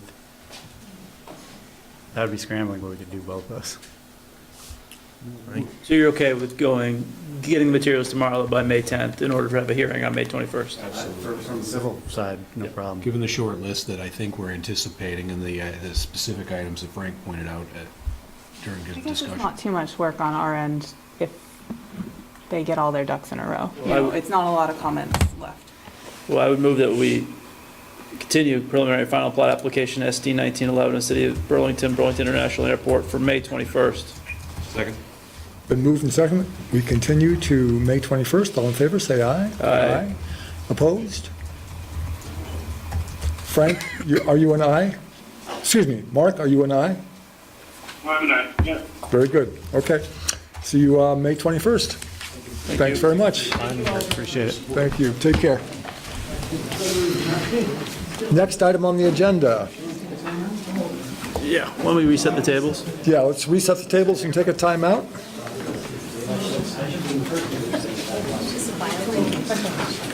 I guess it is.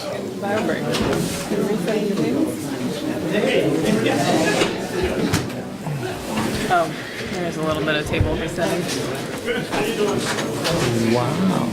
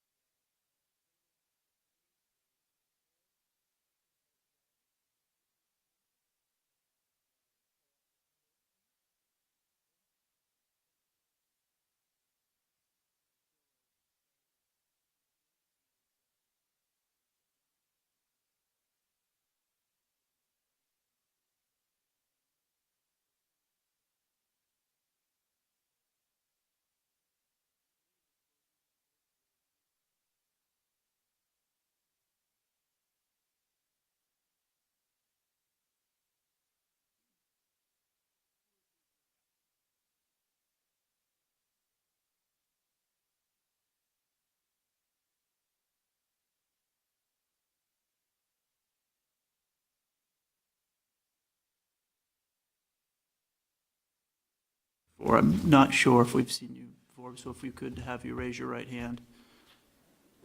And you'll swear to tell the truth under penalty of perjury? Yes. Thank you very much, Matt. So, a couple of things before we begin. One of the things that we discussed at the hearing before and the hearing before is that we wanted to make sure that we had an opportunity to hear from the public, particularly those that wanted to speak before but had not get an opportunity. That doesn't preclude, if you've already spoken, that you'd be able to speak again. However, a lot of things have happened over the last 3 or 4 months. And I'd like to read the staff comments just to set the stage for some people that may not know all the permutations, if that's all right with the applicant. So on the January 29th meeting, the board continued hearings for the purpose of taking public comment. And that was continued to March 19th. But on March 19th, we continued those hearings, no public comment, without discussion in order to allow certain matters before the environmental court potentially affecting the application to develop. The staff memorandum of March 19th, 2019 described the related court matters. Since that date, there's been activity in each of the court matters as described below. It's sort of a long way of saying it's been complicated, what we're doing here. But to those 2 points, on February 28, 2019, the Environmental Court issued a judgment order on docket number 114-817, which pertains to an appeal of a final plat application approved by the board for a project referred to as Spear Meadows, not Dorset Meadows, a different project. The judgment order concluded that the TDR bylaw, transfer development right bylaw, is invalid as it does not comply with 24 VSA SS 4423. And that the TDR bylaw is unconstitutionally vague. This is what the judgment order said. Judgment order was appealed to the Vermont Supreme Court on March 27th of 2019. Staff considers the applicant may proceed at risk, but if the project is approved with TDRs, the use of TDRs may be overturned in court. So these are the challenges facing the applicant given that court hearing. But then also on March 19th, 2019, the Environmental Court issued a judgment order dismissing the appeal of the board's decision AO 1801. This is the appeal, this was the appeal made by Mr. Seff and some of his clients. That the current applications MP 1801 and SD 1829, what we're reviewing, were complete on September 26, 2018. The judgment order was appealed to the Vermont Supreme Court on April 4th, 2019. That, of course, has not been decided as of yet. The Supreme Court has not ruled. This staff comments here to us, the board. Should the board determine to allow the applicant to proceed with the hearing at risk, and assuming the applicant still wishes to do so on April 16th today, staff has prepared a discussion of the modified plan submitted by the applicant, which the applicant has indicated attempts to mitigate the risk associated with the use of TDRs. So, where we're at as a board to figure out how we proceed is, number one, if the applicant wishes to proceed at their risk, we as a board will invite them to do so. We also want to make sure that the public, particularly those that have not had a chance to comment yet, do have a chance to comment. We've also received a letter from Mr. Seff. I personally did not read this letter until just before the hearing. I read the first 2 pages as directed and skimmed the rest. But I understand the context of it, which is to say, and I don't want to mischaracterize you, and I will give you an opportunity to speak later, but let's wait until the Supreme Court makes their ruling and stop talking about the issue, continue until after the Supreme Court hearing. We have talked about that as a board. We've decided that's not going to be what we're doing tonight, that we want to hear, if the applicant chooses to, what their revised plan is. We want to hear from the public, both those that are appealing, neighbors, anyone that wants to speak. We want to hear from them tonight. And we also want to hear arguments from Mr. Seff as well regarding this letter. So that's how we've sort of laid out how we're going to proceed in this matter. So then we turn to the applicants and say, how would you like to proceed? We would like to proceed. Okay. So can you tell me a little bit tell us about the revised plan that you have submitted? So if you could put up the phasing plan for us, please. The plan set has not changed. since the last time. We have the same number of units, we have same street layout, same utilities, same stormwater, everything's the same except for the phasing plan. So what we're asking for on the new phasing plan, master plan remains the same, by the way, no changes there. So the new phasing plan splits the project into 5 separate phases. The first 4 phases are similar to what were presented before. However, the first 4 phases have a total of 83 housing units, including the existing house. The 5th phase has all the units that require TDRs. And on the plan, you can see any lot or any unit that's in gray would be the 5th phase. So what we're asking for the board to approve is the master plan that shows the 154 units and phases 1 through 4 of this plan. So at this point in time, we are not asking for approval of phase 5, which would require TDRs. So if I may, so Mark, we still have you, right? Did Mark dial? Yep. Okay, good. So the goal of presenting it this way is that you're asking for approval for phase 1, phase 2, phase 3, phase 4. Correct. And those 4 phases would not require, as I understand it, in order to maintain the density that you want, any acquisition of any TDRs. That's correct. Can I ask a clarifying question? You said you're asking for master plan approval of all phases. Does that imply you're asking for preliminary plat approval for the 4 phases as opposed to preliminary? You said you weren't asking for phase 5 to be approved, but you didn't say specifically preliminary plat. I assume you mean you're asking for all 5 for master plan. Correct. But just the first 4 for preliminary? That's correct. Okay. Before we go further, I'd like the board to comment on the goal of this phasing plan and how it would, and the merits of it. Can I weigh in at this point? Yeah, go ahead, Mark. I take issue with this concept of looking at it from this standpoint, because it's similar to, previous projects that we've looked at where we've talked about affordability bonus for density. And if we didn't have these additional units that are contingent upon TDRs that may never get built, we could be looking at a totally different way of building this project, because if, let's just say, down the road TDRs, the ultimate decision is that it's not going to happen, we're going to have a project that looks incomplete and has blocks of blank areas. And if we only were working with, 83 units or something, which is the base density of 1.2, and you looked at that as a total complete project, you would be addressing this project totally differently than phasing it and stopping at some point when you hit that 83 units. Yeah. So I have issue with it, and, I'd like to hear other boards' opinion on it, but I personally I don't like moving forward with it from this conceptual standpoint. As well as no multifamily, it looks like.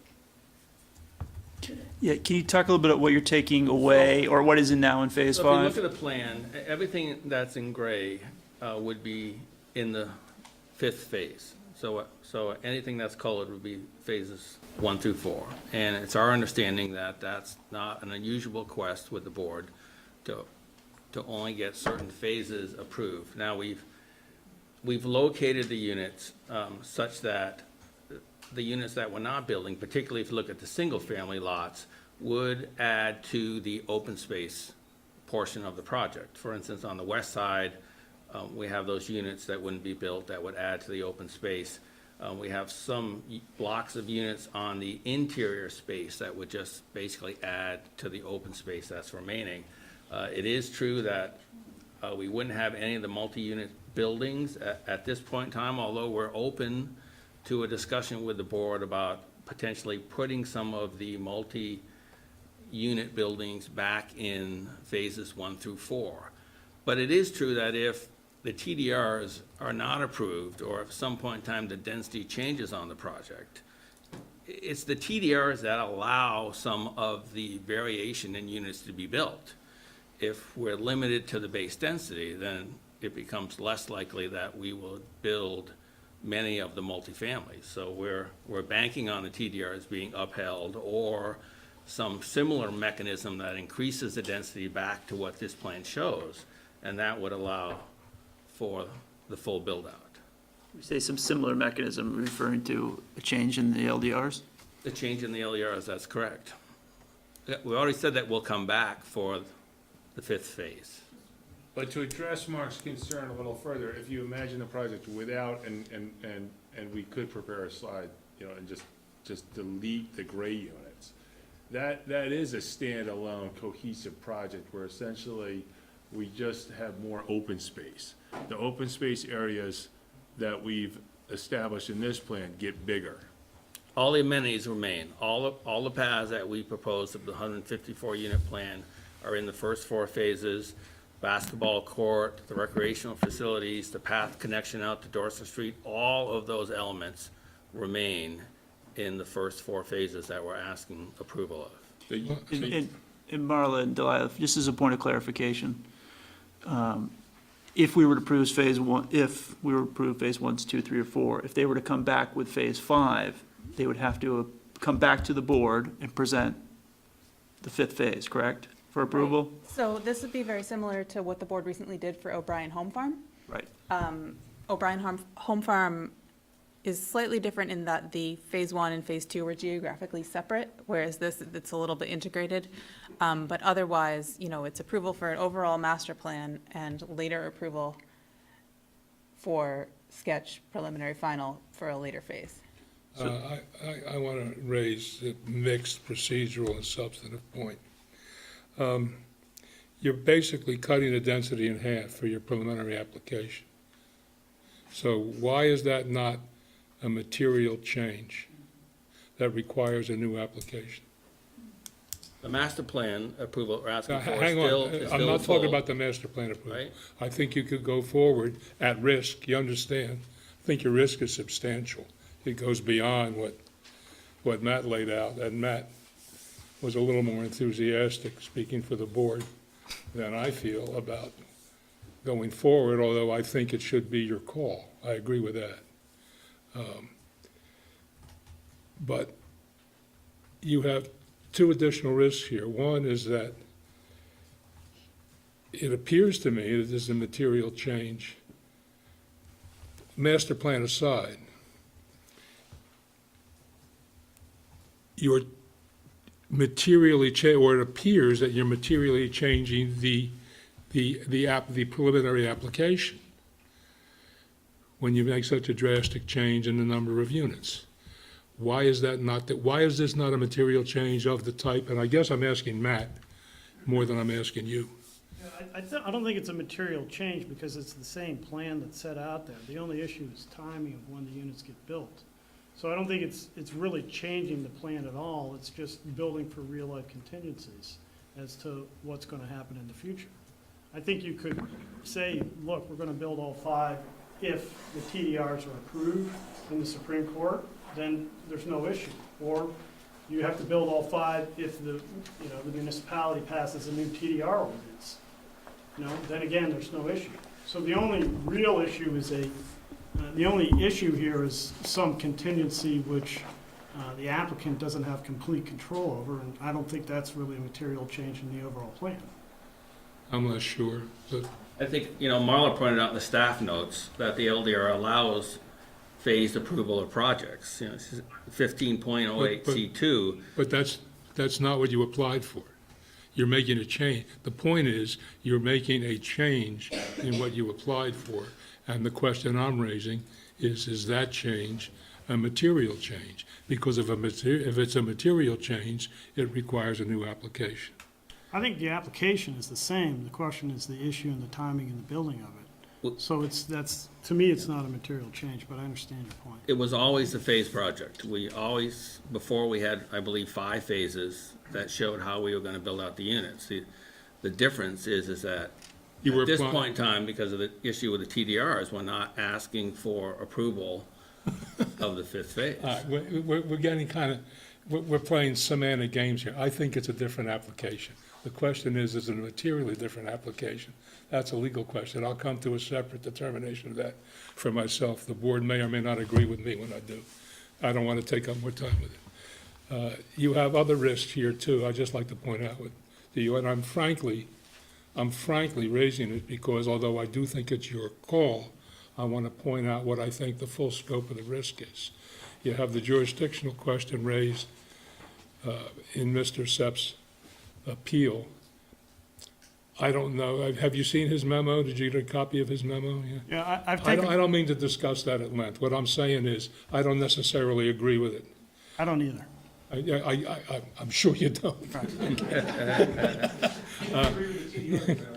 I think it's an up-in-the-air kind of thing, and I think partly on gut, partly because we have a confidential internal memo that addresses it, and partly because, just in my gut, it just makes it too easy to hinder and cripple a project up front, and there's something as a matter of legal policy that is offensive about the idea you can stop it in its tracks by appealing at the sketch plan stage. But that aside, I could be wrong about that.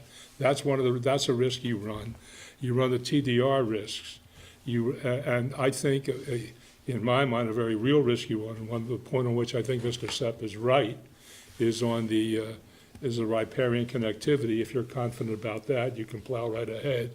But I find it, and always have found it, a compelling argument for why you lose.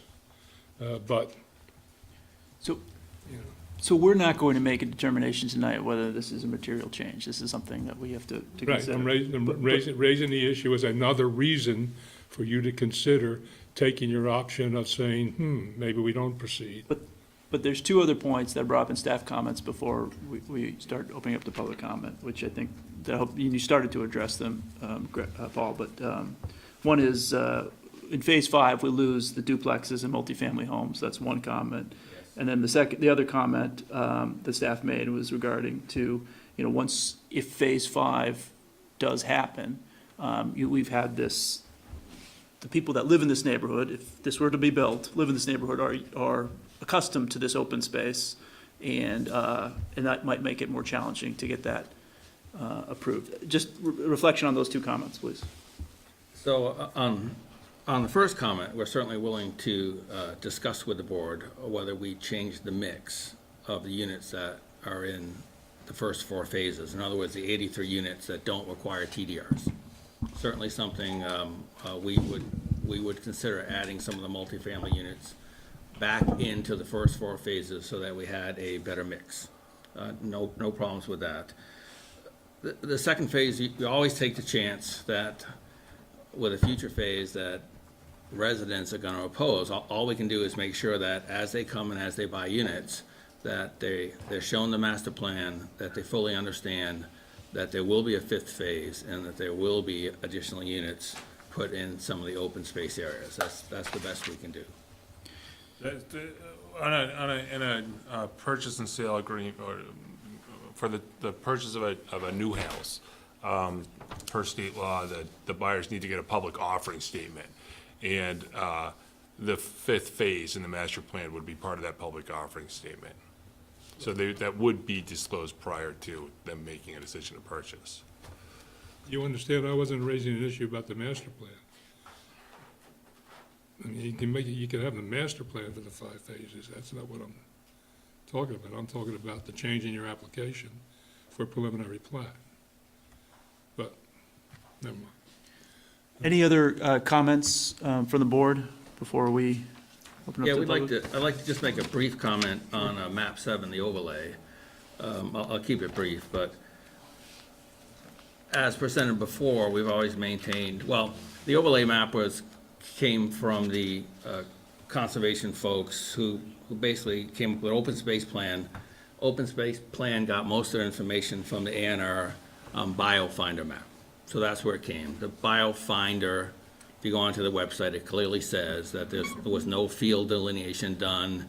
It was strictly a desktop survey, and that it required field delineation to be accurate. And if we look at map 7, if we look at what's on map 7 and how we interpret it, one of the items is areas that have a slope between 20 and 25%. Certainly something that we wouldn't rely on the map, that we would go out and actually create a topo map, and we would show you whether it was 20 to 25%. Again, there's an item on the map 7 that slopes greater than 25%. Again, wouldn't rely on the map. We would go out and delineate it. We have rare natural communities shown on the map. Again, we go out with an expert and they look to see if rare natural communities do exist on that parcel and what the extent is. So again, field verification. Next item is the 100-year floodplain. 100-year floodplain is elevation-based. In other words, at any one point in a stream, there's an elevation, that's the 100-year floodplain. So if you have a property, we would typically do a flood survey, and we'd go out and verify just where the 100-year floodplain is. The next item is the source protection zone, zone 1. Source protection zones are for water wells typically. It's a fixed distance. You would find the well, you would look at the fixed distance, and that would determine where it is. You wouldn't rely on the map. Next thing is rare species. If you look on the map, there's big circles on the map that shows potential areas where rare species are going to be. Well, I'm pretty sure the board wouldn't say, well, you can't develop anywhere within that circle. You would require us to go out and identify if there were any rare species or any rare plants there with the state, would identify those areas, and we would not develop there. And finally, you have wetlands. And we know the map is wildly inaccurate when it comes to wetlands. In fact, the map doesn't even show any wetlands on our parcel. And we know that we have a substantial amount of wetlands. And then we have the riparian connectivity. And again, we say just like every other item on map 7, it's subject to field verification. And we've been out with the state stream corridor folks. We've been out with the wetland folks. We've been out with all the state agencies and have defined how far we need to stay away from the brook to protect those features. So I think when you look at the map and you look at all the items on the map and you look at how we typically interpret it, now it's a dual-edged sword. Because I certainly wouldn't come in here and say, well, there's no wetlands on map 7, therefore there's no wetlands on my property. You would laugh me right out of here. You would expect that I'm going to go out and do that field verification for all of these items. You know, in this case, we've had a consultant go out and look for rare species. We've had a consultant go out and look and see if it's Indiana bat habitat or other kind of, rare habitats. And so our view on map 7 is it provides a guideline, but everything on that map needs to be field verified. And everything on that map is, when we go out, we look. That's all I have on map 7. Thank you. Anyone from the board have any comments before I open it up to the public? Comments from staff? I'll make a brief comment on that for what it's worth. And again, I emphasize, I speak only for myself. A very eloquent statement. I'm sure the rest of the board took it in. It makes no impression on me because what I think the comprehensive plan says is that, see these diagonal lines on map 7? You can't build anything there. That's what it says. That's the end of my comment. I don't mean to start a whole debate. We certainly haven't followed that in other applications. Because there's plenty of applications out there that have been built in the last few years in areas that showed up as riparian connectivity or something else on map 7. Well, if I was sitting at the time, I missed it. Thank you, Paul. Any comments from staff before I open it up? Okay. So go ahead, Mark. I'll just make my comment on map 7, and I've said it in the past, but, as someone that's been on both sides of the table, I've sat on the applicant side and I've been on the DRB side, but in my professional capacity as an architect and a land planner, those blocky splotches on the map is clearly indicating as an area, as the applicant has stated, to center on further study. And it states it right on the map. And they're sort of like in contradiction to each other, but one is general and one is specific. And the specific is that it says to further study and clarification, which is what the applicant has undertaken. And I'll just leave it at that, is that, if find it difficult to say that something that's not clearly identified, but more of a broad stroke is something that we have to just immediately negate. Last comment, because I just can't resist. We disagree on the meaning of specific. Okay. So I'm going to try to organize this, Mr. Saff, give me a chance. I'm going to try to organize this and be as fair as possible, and recognize that we're a little bit on the honor system here in terms of one of the things that I certainly committed to, and I think the rest of the board did, was to hear from people that had not previously got a chance to speak. That said, we are very interested in what Mr. Seff has to say and the contents of his letter, and we understand that there are people that may want to cede their time to Mr. Seff, and that's certainly understandable. What we're going to do is limit it to 3 minutes, and if you go over 3 minutes and you have to make your point, no problem. But if you continue on, I'm going to ask you to politely to wrap it up so we can allow everyone an opportunity to speak. I know a lot of you here. We all know a lot of you here. Some of you are neighbors. I still ask you to state your full name, so Charlie in the TV camera and Sue in the minutes will be able to record that. There's no sign-up sheet, but if whoever wants to go first, go ahead, sir. Go ahead and have a seat and state your name. Frank Landry, South Burlington. Matt, can I just ask that the camera be adjusted back over to include the, thank you. Yeah. Hello? Okay, Frank Landry. Go ahead, Frank. So thanks for letting me speak. I'm actually here to support the development. I actually lived in Burlington, the Hill section, moved to the cider mill about 6 years ago, sold a big old house with taxes that were $20,000 a year, moved my business to South Burlington, and bought a very efficient home in the cider mill. And I'm sure 15 years ago, people opposed the cider mill. But go through that development now, there's no resale houses there. They're selling like fire if they go on the market. One across the street from me sold in a day last week. We love the neighborhood. There's walking trails. There are efficient homes. And when I saw this development come up, I was very interested in actually purchasing property there and building a smaller home, as well as encouraging my 2 children who are, having children now that are going to be moving to this area and to support South Burlington. And as a taxpayer in South Burlington, this is the type of project we actually need. And who wouldn't think that land would be developed? You go south of here, we have Dorset Park. North of here, we have Dorset Farms. Across the street, we have the cider mill. And we have this empty piece of land. I've driven by it for 5 years saying, when is that going to be developed? So it makes sense that there's development, and it makes sense to have affordable houses on smaller lots, and that's what people want today. If you look at the cider mill, I bought a carriage house in there. You would believe it'd just be retired or older people there. It's full of families and kids. So we see the school buses, kids playing, a real neighborhood. We have houses and townhouses. We have walking trails. I can walk to work on Timberlane. So I moved my business from Burlington to South Burlington after I moved here. We find it to be a very convenient place to live. And let me look at this trail here on Dorset Street. People want to live here. And as a taxpayer, I want to see the schools do well. That helps my property values. I want to see more kids. This is the type of development that gets children. And so I'm a proponent of this, and I think we're not thinking right if we don't think of this type of density in development we need. It's what people want. Young people want this type of development. Retirees want this type of development. And we have to support our mall, the city center, and most importantly, our schools. South Burlington is where people want to move. That is where people are coming to from all over and their families. That's all I have to say. Thank you very much, Frank. Anyone else like to speak?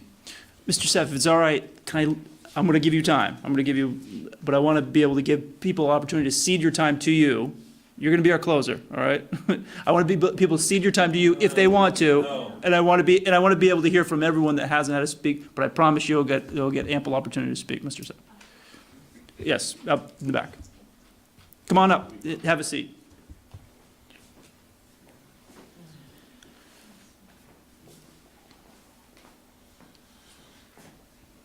Hi, my name is Denny Blodgett. I'm of the existing house that's at Dorset Meadows.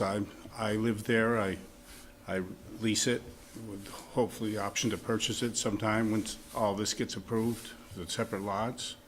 One is sort of mimic what Frank was saying. I didn't know what he was going to say, but this is some vocal opposition, and there are a silent majority that are comfortably, quietly on Dorset Park, all from, they do a good job, and they honor their contracts, and what they're trying to do is present a reasonable plan for the city to approve so that they can run their business, provide homes. Most everybody that buys a home from them ends up with some equity from day one, and the opportunity to enjoy all that South Burlington has. It's no secret, this is a great place, great town to live in, and the idea is to be respectful of what they're trying to do and reasonable. That's what they're looking for, and I think they deserve to try to work out something that fits everyone. And I don't know you, Bill, but I think I've been at most of these meetings, and I think you've done a great job. Thank you, Denny. Anyone else like to speak? Come on up. And I know we know who you are, but we're going to ask you to do the same thing as everyone else. 1575 Dorset Street. Thank you, Noah. Denny, who owns your home? What's that? Who owns the home you rent? Noah, just for public comments, just to address the board. Well, I find that kind of comment to be kind of disingenuous. Okay. He's complimenting the board, and he rents the home from the people who are proposing the project. What's he supposed to say? And do you insure them as well? Noah, just keep it to us rather than him. I mean, that kind of concept. And That's fine. And then the previous comments about Dorset, about Cider Mill. Obviously, we all know that the tremendous conflict that has happened over Cider Mill and the properties around it and directly across the street from it. And this is just another one of those things. And I feel like, you know, this is the first time the public has had a chance to speak in 3 months. We've listened to nothing but developer. And then I look at this picture and I'm thinking about just, you know, everything that's happening with the TDRs. I mean, I just, it's very frustrating, and to sit and then to hear the things that I've heard tonight. I really hope that the board will look at that type of picture and see that the density is all over the place, and that nothing is taken into consideration for wildlife. Where's the riparian corridors on that? You know, I just had to say, after I heard what I heard from the last two speakers, that there is no silent majority looking forward to this development at all. There's never been a majority or never been anyone else here except for people who work for the developers or friends of the developers promoting this, ever, for any development in this community. So when I hear silent majority saying that we want development, I don't know what they're talking about, because they've never been here. And everyone who has been here is a citizen, a taxpayer. I mean, does anyone here live in South Burlington besides the people who are against this? I do. I live here. Noah? Yeah, 3 people, great. I'm sorry, I just need to make one very quick statement. No problem. Go ahead. And then I'll sit down. That's fine. How long has Noah lived here? No, hold on, Brad. Go ahead, Mr. Sapp. Very briefly, Matt. If you read my letter, Decade. it's the position of SOS South Burlington, the 14 people that I represent. This board has no authority and no jurisdiction to hear these applications. So any statements, you said you're going to hold me for last. that's the way it's got to be, that's the way it's got to be. But any statements that any of my clients make tonight are under protest. We don't think this board has any authority or jurisdiction to hear this. And by making statements in front of the board, we are in no way conceding that this board has any authority to go forward. And that's not me talking, that's Judge Walsh. We understand that point. Thank you. Other clients of mine are going to be speaking, but it's under protest because we don't think you have any authority to make any decisions while our appeal is in the Supreme Court. Understood. And we want to give you more time to say that argument. Let's just get everyone else But there. since Mr. Hyman started speaking, I felt I should say that before any more of my clients get up and speak. Understood. Understood. Thank you very much. Is there anyone else that would like to speak? Mr. Chalmers? Could I have you state your name? My name is Andrew Chalmers. So 3 minutes is really not enough, but I'll try. I also sit here frustrated, not really being able to adequately respond, to have the time to respond to all the multitude of misleading statements that coming from the applicant and his experts. It's really startling. I'm a layperson, but it's just obvious. So Mr. Larry just stated another one. Map 7 doesn't have any wetlands on the property. Of course it does. Here's on my phone. And he just says these things without any basis in fact. It's startling, and it's been frustrating sitting here and listening to this over and over. He made comments about why riparian should be delineated. Everything's delineated. Well, again, I'm a layperson. Look at the LDRs. The LDRs tell you. Look at the map that's in the back of the LDRs. Respect the map, but if the applicant wants to come and delineate, they can. The LDRs address that. That's why it's delineated, because the LDRs say it's supposed to be if the applicant wants it to. There's nothing in the LDRs that says you have to delineate riparian connectivity. The town didn't require it. It's not in the comp plan. The open space plans are irrelevant. There's nothing to do with this. That's not law. Open space plan is not law. If it was something that was done by a committee that the town then took into consideration in coming up with the law. So our attorney submitted a letter which has a lot of points. Can I use more than 3 minutes to go through these points? It's too much to do in 3 minutes. It's a complicated subject. Summarize as best you can, Andrew. Okay. They contend that, they've mapped this 50-foot corridor, so that's official. I'm a lay person. I read everything that the state puts out.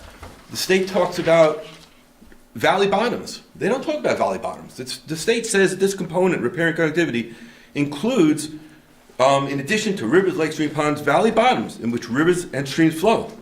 And then they talk about the buffer. They talk about, finally, a component also includes a band adjacent to the river. That's what they talk about the buffer. They ignore the biofire. It talks about the valley bottom. And biofire tells you why the valley bottom is important and why it's included. Right? Now, it's in the letter. Was the city, appropriate, reasonable to rely on that state mapping? The state doesn't say that it has to be delineated. The state tells you that the valley bottom effectively captures flat valley bottoms. This is the Biofinder report and associated soils and wetlands. Effectively captures. So it's partially a GIS model. Major portions of the valley bottom are based on soil mapping by the Natural Resources Conservation Service and wetland mapping by the National Wetlands Inventory, for which there's a relatively high confidence. Of course the town was in its discretion to rely on that. Why would the town want fights about what the riparian connectivity layer is? They decided this is it. This is the rule. They did that rule to address JM Gulf.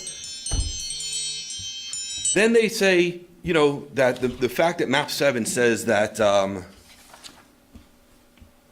it can't guarantee accuracy somehow means we should ignore the map. That's boilerplate language. That's boilerplate on every map. It's on the wetlands map in the back of the LDRs.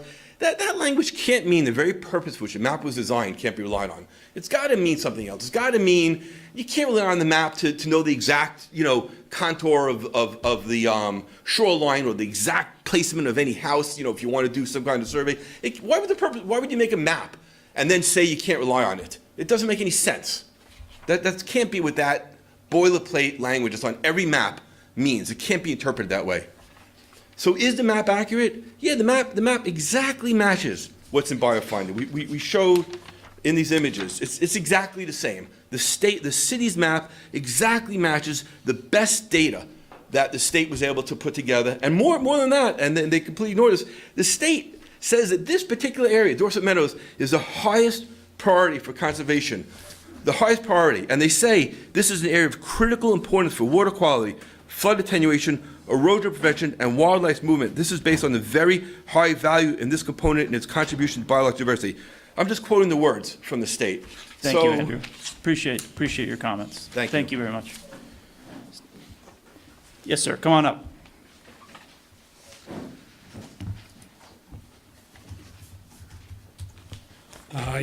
Excuse me, thank you. Art Shields, 1350 Dorset Street. I have several concerns. One is regarding their setback of their houses on Dorset Street. I believe there's a 50-foot minimum setback on Dorset Street and Nolan Farm Road. I discussed this with Marla, and I think she was going to look into that. I also have a major concern. We went from sketch plan now to preliminary plan. I think there was a major change in their plan which didn't seem to excite too many people, and that was switching exits from Nolan Farm Road back onto Dorset Street, another exit onto Dorset Street. There are now two major exits onto Dorset Street with their new plan, 629 feet apart.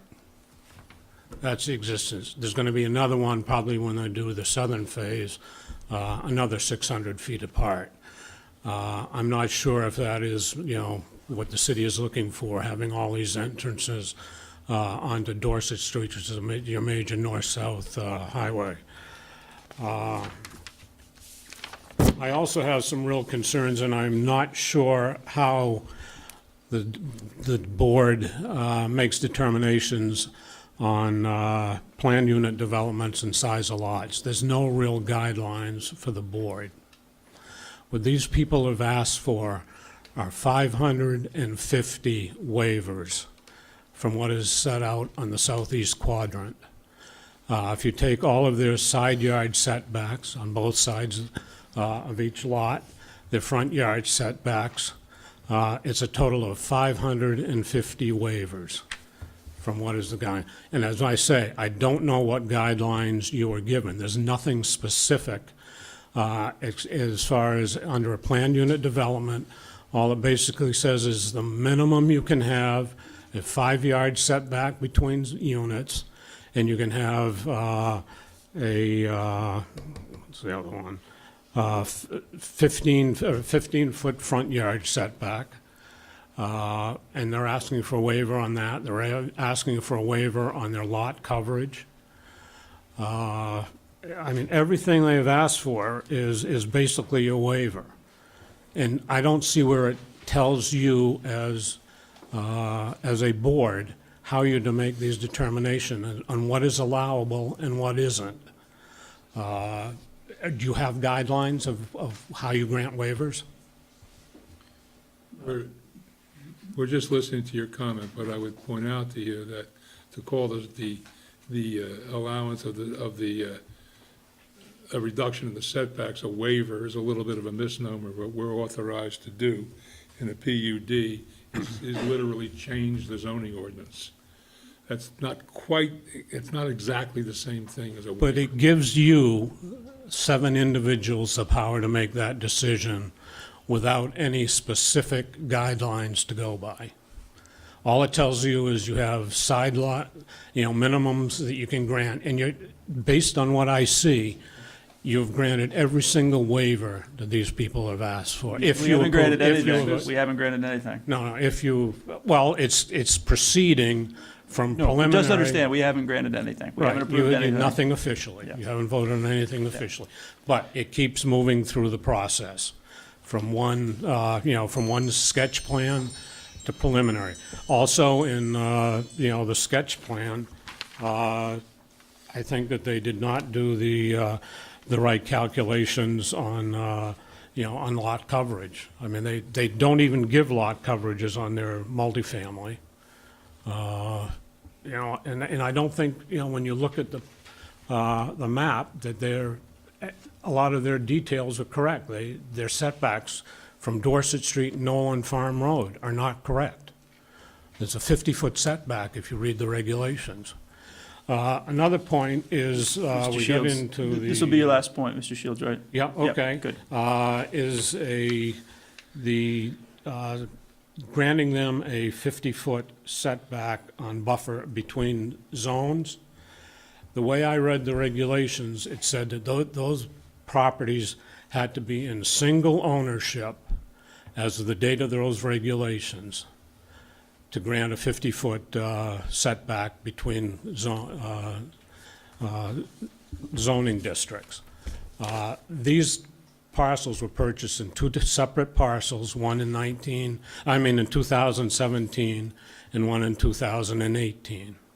So I don't think they meet that requirement of being under single ownership at the time the regulations were adopted. Thank you, Mr. Shields, for your comments. Yes, out back, come on up. Can I just make a quick Yes, comment? absolutely. Because it seems like Mr. Shields was a little bit rushed. Just to invite the public, they're always welcome to submit comment letters, and those will be fully reviewed by the board if you have additional points that don't get made tonight. That's a great point, Marla. Thank you for making that. Put it in writing if you didn't get a chance to get it out in 3 minutes. Go ahead, say your name for the record. Yeah, Donia Partillo, and I live in an area adjacent to the development that is being proposed. I'm sorry, can you say your name one more time? Donia Partillo. Okay. Okay. I just want to respond briefly to the pro-development neighbors that they're making these arguments about having more families, more children. I understand that, but honestly, that is not justified by breaking the wildlife linkage that is, goodness, I don't know how this works, that happens, in this area. So one of the only neighbors that can see day by day what's happening here, I have a clear view what's happening here and what's happening here every single day. The other day I saw a family of 9 deer, and I counted them right here feeding, and they went back to these woods that they are proposed to be cut. Okay, so I witness this every day along with some of the neighbors. I also, now it's time for mating, so we see a lot of turkeys, doing what, the wildlife is supposed to do, right? Looking for females and, what they're programmed to do. We also I saw today ducks here, in the stream, right? So it's just ridiculous, and honestly, I'd rather to have those animals here than children, okay? So I'd rather to protect the wildlife than having development and families, because honestly, there's other areas where this is a protected area. And I'm just gonna finalize my argument with, I have it written down because just, otherwise I won't be able to say it properly. As a conclusion, this development would severely interfere with an area that is designated by the comp plan as primary conservation area, as map 7 would indicate, and would also interfere with the mobility of wildlife across habitat blocks. And that's what I just explained, because I see it. It's not like it's in paper. I witness it every day, okay? So you have to, the ones that they're pro-development and children and all that argumentation, stay there. Do some field study and stay there for a few days. You will see that that is actually happening. It's not only in the book just for being in the book. So we'll interfere with the mobility of the wildlife across those habitat blocks and all that existing wildlife linkage that is happening day by day. So I just wanted to say that. Thank you very much for your comments. I would also like to say that in following off your comments and off of Marla's, that there are a number of written submittals that are in the packet that's publicly available that address some of the similar comments you had about wildlife. So just wanted to ensure that people could read that. It is publicly available. Come on up.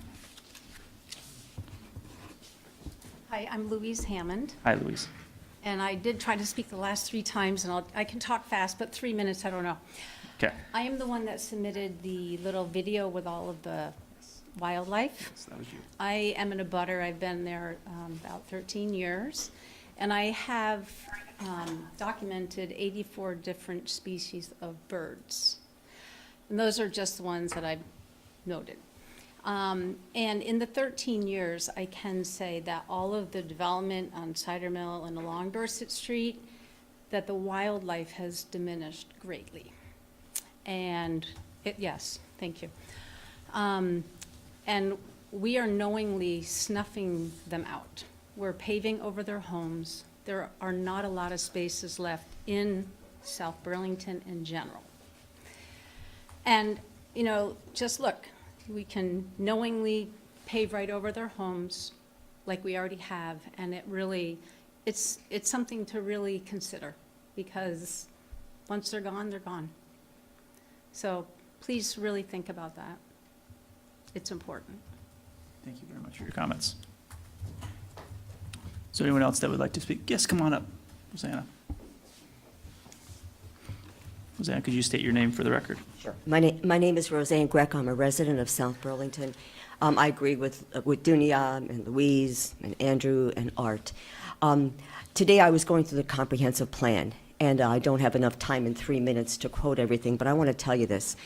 The Dorset Meadows development runs counter to at least 4 of the 11 visions and goals that are on page 1 in the comprehensive plan. It also runs counter to at least 4 other key areas in the comprehensive plan, including quality of life, energy usage, water quality, and green infrastructure. You can find them on pages 1-1, 2-48, 2-77, 2-84, and 2-98, since I don't have to read them. The Dorset Meadow proposal also runs counter to quite a few of the recent city council statements related to abiding by the Paris Accord on climate change. The city council has gone on record to say we want to reduce our carbon footprint. The Dorset Meadow not only reduces it, it dramatically increases it. One of the biggest disconnect is that this is so egregiously opposed to what we're trying to do in South Burlington, and that is to preserve our climate, to reduce our carbon footprint, to reduce our energy usage. This development will use massive amounts of fossil fuels to construct. Moreover, the 100 or plus houses they will put on it will demand massive amounts of fossil fuels for decades and decades to come. It's built on a rural pasture, far from transportation lines, which means it will further demand fossil fuels because the only way to get there and back is from cars. In our energy section in the comprehensive plan, it says transportation is the #1 use of fossil fuels, and if we can reduce our use on cars, this does just the opposite. In fact, you're probably going to have traffic lights needed to be put in there for the hundreds of cars it will add on the road. It not only will it not contribute to the cleaner air and cleaner water we want, it will further pollute our air. It will further impair our already impaired watersheds.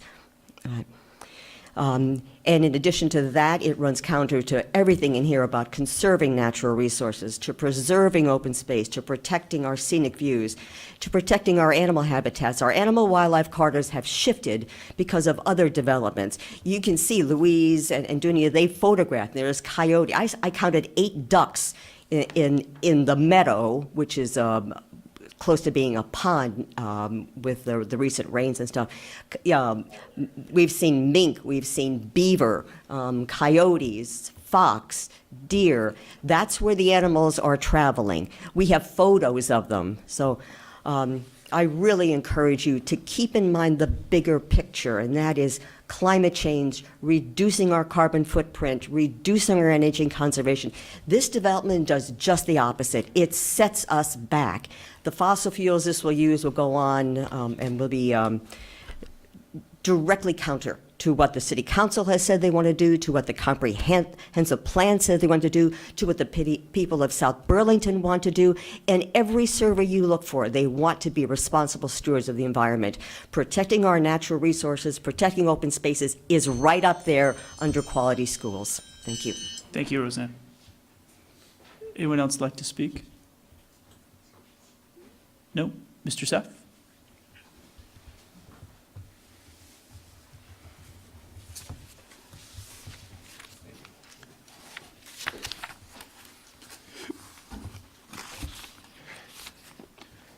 Hi, I think everybody knows me, but I'm Daniel Seth, MSK Attorneys. I represent the 14 people named in my letter of yesterday that I guess you all received.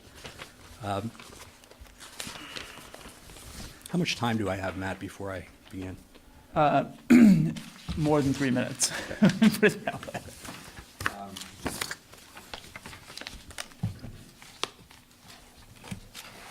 First, I'd like to start with a question for the chair, if I may. Bill, can you elaborate, please, on the nature and extent of your It's not recusal. I am simply turning over the chairmanship temporarily to Matt. John Wilking made the point that that it appeared as though I was giving more weight, more credence to the arguments of the applicant than to the arguments of the opponent. And that is true. I do not find the arguments of the opponents persuasive so far. And so unconsciously, and I apologize for the extent to which it appeared that I was biased. I'm not biased, I am simply unpersuaded by the arguments that I've heard so far. So it's not recusal, it is simply turning over chairmanship.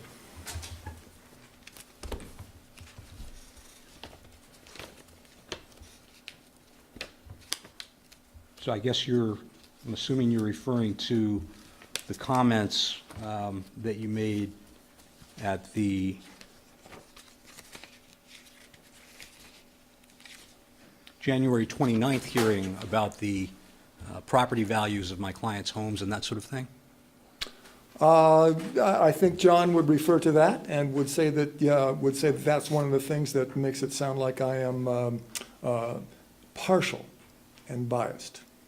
Because their home values, their assessed values of their homes have nothing to do with their arguments about, and our arguments about the nature and protected status of this land. And those comments were very concerning to my clients and to me.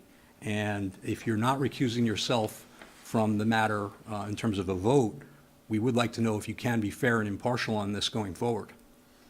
I did not present that as a rebuttal to your arguments. It is simply a fact that is publicly available information, and I simply wanted efforts to achieve affordable housing to rise to the surface of the 11 priorities that Roseanne Greco referred to. The first is affordable housing. So that's what I was referring to. Can we come together on achieving affordable housing? But okay, Bill, but by January 29th, it was very clear, I think, from our written submissions and maybe some. I'm going to interrupt you because this is an opportunity for you to make a comment on behalf of your client. If you have a request for the chair to recuse himself, I think you ought to do that. This is making me uncomfortable.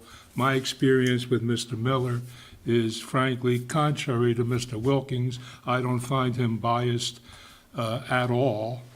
But if you do, you're entitled to ask him for a recusal. I don't think during the public comment period you're entitled to interrogate him. I'd like you to stop. Fair enough. But you can request a recusal and save that as a point of appeal. Okay.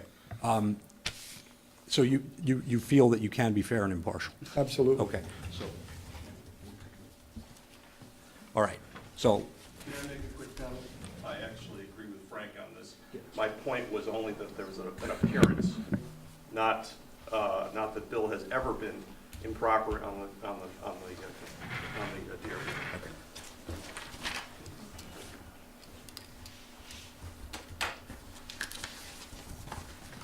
I've been in front of you dozens of times. I've never thought that you were biased at all. I think you're very fair and generous with public comment and giving people equal time. We were concerned about those comments, and that's why I asked, particularly after you recused yourself from serving as chair, and that's the extent of it. So thank you for clarifying everything, and we can move forward. I appreciate it. Mr. Sepp, I wonder Sir. if you could step through your letter that you talked Okay, about. yeah. Will you address, because we are going to need time to process this, if you would care to summarize what's in the letter, So- that would be helpful. For going Absolutely. forward. So I'm only going to summarize because Mr. Chalnick spoke to the third through ninth pages of the letter already concerning riparian connectivity and mapping. So I don't want to be redundant there. But I do want to speak to the first 2.5 pages of the letter because I think it's important. And I think that my letter came in somewhat late, but the reason it came in somewhat late was because I didn't know until late Friday afternoon of last week that this hearing was going to go forward. I assumed, wrongly apparently, that because Judge Walsh was so adamant in his March 19th decision that this board cannot proceed on these specific applications while there is a pending appeal, that this meeting would have been tabled. And when I saw the staff memo that talked about the fact that there was a Supreme Court appeal, but that no mention at all of Judge Walsh's holding, that has not been appealed, that this board does not have any authority to go forward, I submitted my letter as soon as I could. So let's just review what happened briefly here. This board allowed the applicant to move from sketch to preliminary plat and master plan without a formal vote on sketch. We've had a lot of interesting discussions about that, whether that's required. We appealed that decision to the environmental court. At a February 19th status conference, without any prompting from me, Judge Walsh said, I just want everybody to be clear, while this appeal is pending before me in the environmental court, the DRB is not to act on the preliminary plat or master plan applications. They can't do it. I didn't ask for that ruling. He came out with that on his own. On March 19th, he granted the developer's motion to dismiss the appeal in a 4-page decision. He didn't say we were wrong that the DRB has to take a formal roll call vote on sketch. He said it wasn't a final enough decision to be appealed at that time. He never reached the merits of our appeal. At the very end of that decision, he went out of his way, it was on page 3, to say, because the developer did not know when it filed its motion to dismiss how long that appeal would be pending, and was concerned that the DRB would take that admonition seriously, that it could not act while the E-court appeal was pending. We're not talking about the Supreme Court appeal here. And filed papers saying, we want you to clarify, Judge, that there's no stay here, that the DRB can go forward. So after Judge Walsh dismissed our appeal, because in his view, it wasn't final enough of a decision to be appealed at that time, what did he say? And this is quoted on page 2 of my letter. Dorset argues, that's the developer, that despite the present appeal, and at that point he was referring to the E-court appeal, the DRB retained its ability to decide on the applications, that's preliminary and master plan, in the next phase of review. The DRB, however, did not have control over the reviewability of those applications while this appeal was pending. The question of whether the DRB could properly proceed to the next stage of review was the basis of the neighbor's appeal and constituted the matter before this court. The DRB could not decide this question for themselves. Any steps taken by the DRB related to the Dorset Meadows preliminary plat master plan applications during the pendency of this appeal was carried out without the power to do so. And he cites the leading Vermont Supreme Court case on that point. That decision of Judge Walsh saying that our appeal of your decision that you could go forward on preliminary without having voted on sketch is now on appeal to the Vermont Supreme Court. So under the law of Cotts v. Cotts, which Judge Walsh, again, and this is brought out by Judge Walsh without any prompting from the neighbors, said this board does not have any power to go forward. Even if our appeal to the E-court and to the Vermont Supreme Court are baseless, which they're not, you have to wait until those appeals are over. And why is that? Why is that the rule? It's exactly what's going on here right now. My clients are being forced to pay my law firm for me to be here while their appeal is pending. They're incurring fees right now while we're sitting here. That's not supposed to happen. This proceeding, under this long-established law, is supposed to be in abeyance and let the Supreme Court appeal play out. So now, what's going to happen? Let's say this board agrees with us that you can't build in a riparian connectivity zone and denies the applicant's preliminary plat and master plan application. We win, right? That's great for us, right? Wrong. What's going to happen is the applicant is going to appeal that decision from the DRB to the E-Court and tell the E-Court that this DRB didn't have any power to act and deny its applications. Conversely, let's say you agree with the applicant and say, oh yeah, you can build in this riparian connectivity zone, and it doesn't matter that there's no TDR bylaw, so on and so forth. My clients are going to appeal and say you didn't have any power to issue a decision. So why are we here? Why are we doing this? Let's stand down. Let's wait and hear. This land has been undeveloped for thousands of years. A couple more weeks isn't going to make a difference, okay? I have a deadline now to file my Supreme Court brief of May 16th, 4 weeks from now, in the appeal of Judge Walsh. Their brief is going to be due 3 weeks after that. That's 7 weeks. I get a reply brief that's due in 2 weeks. That's 9 weeks. In 9 weeks, the Vermont Supreme Court appeal on whether this board needed to vote this thing out of sketch will be fully briefed before the Vermont Supreme Court. I don't understand, frankly, as I'm sitting here, why the applicant, my client's incurring fees. I can't even imagine what the developer's incurring, how many timekeepers are sitting here tonight, why they would want to go forward now. If I were the developer or the lawyer for the developer, I would say, this is good. Let's stand down in front of the DRB and get a ruling, because I don't want to waste my money all for naught. So after I found out that the DRB wanted to go forward, I was hoping, against hope, that the developer would agree that we should wait for this to play out. By the way, there's another Supreme Court appeal that has direct bearing on this project that's also pending, which I happen to be the lawyer on. And that's the appeal of the Judge Durkin E-Court decision, the February 28th decision, invalidating the TDR bylaw. There's no such thing as TDRs in South Burlington right now. So the notion that there could be a master plan application for 150 units based on 67 TDRs is fantasy. There is no TDR bylaw. There are no TDRs unless until the Vermont Supreme Court reverses Judge Durkin's 24-page, heavily reasoned, heavily annotated decision, which I think is highly unlikely at best. So wouldn't it make sense for everybody, including the applicant, to say, let's find out whether there is such a thing as a TDR bylaw, and let's find out whether this project ever actually got out of sketch before we start taking votes that are going to lead to future appeals either by my clients or by the applicant. It's common sense. Thank you very And much. any questions about any of that procedure or law? Because I really want to make sure, if there are any, that I can try to answer. Well, I have a number of them, yes. Thank you, Frank. Just to be clear, you're not suggesting, are you, that Judge Walsh's obiter dictum in his decision is in any way binding on this board, are you? You're not suggesting that, are you? Yes, I'm suggesting that it's the law of the case. Well, wait a minute, we're not a party to the case. The city was a party to the case. Oh, okay, but we are not, this is not language necessary for the decision that Judge Walsh made, is it? In the matter that was before. You have to ask Judge Walsh, Frank, but Judge Walsh went out of his way. Yeah, I get that. Yeah.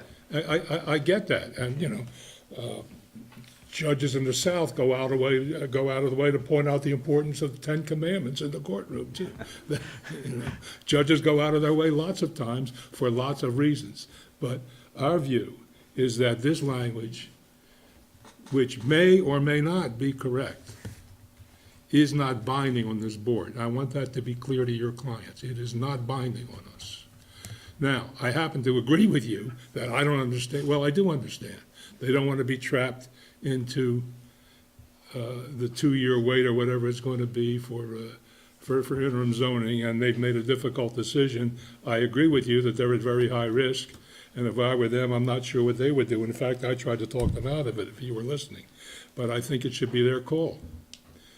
because I don't think the question is as clear as you think it is, or as Judge Walsh thinks it is. What's going to happen, we know for sure, practically. I mean, what Judge Walsh is telling us is, regardless, if they happen to win here, Judge Walsh is going to vacate the decision, and then you'll be before the Supreme Court. So you're right, it's a very expensive matter.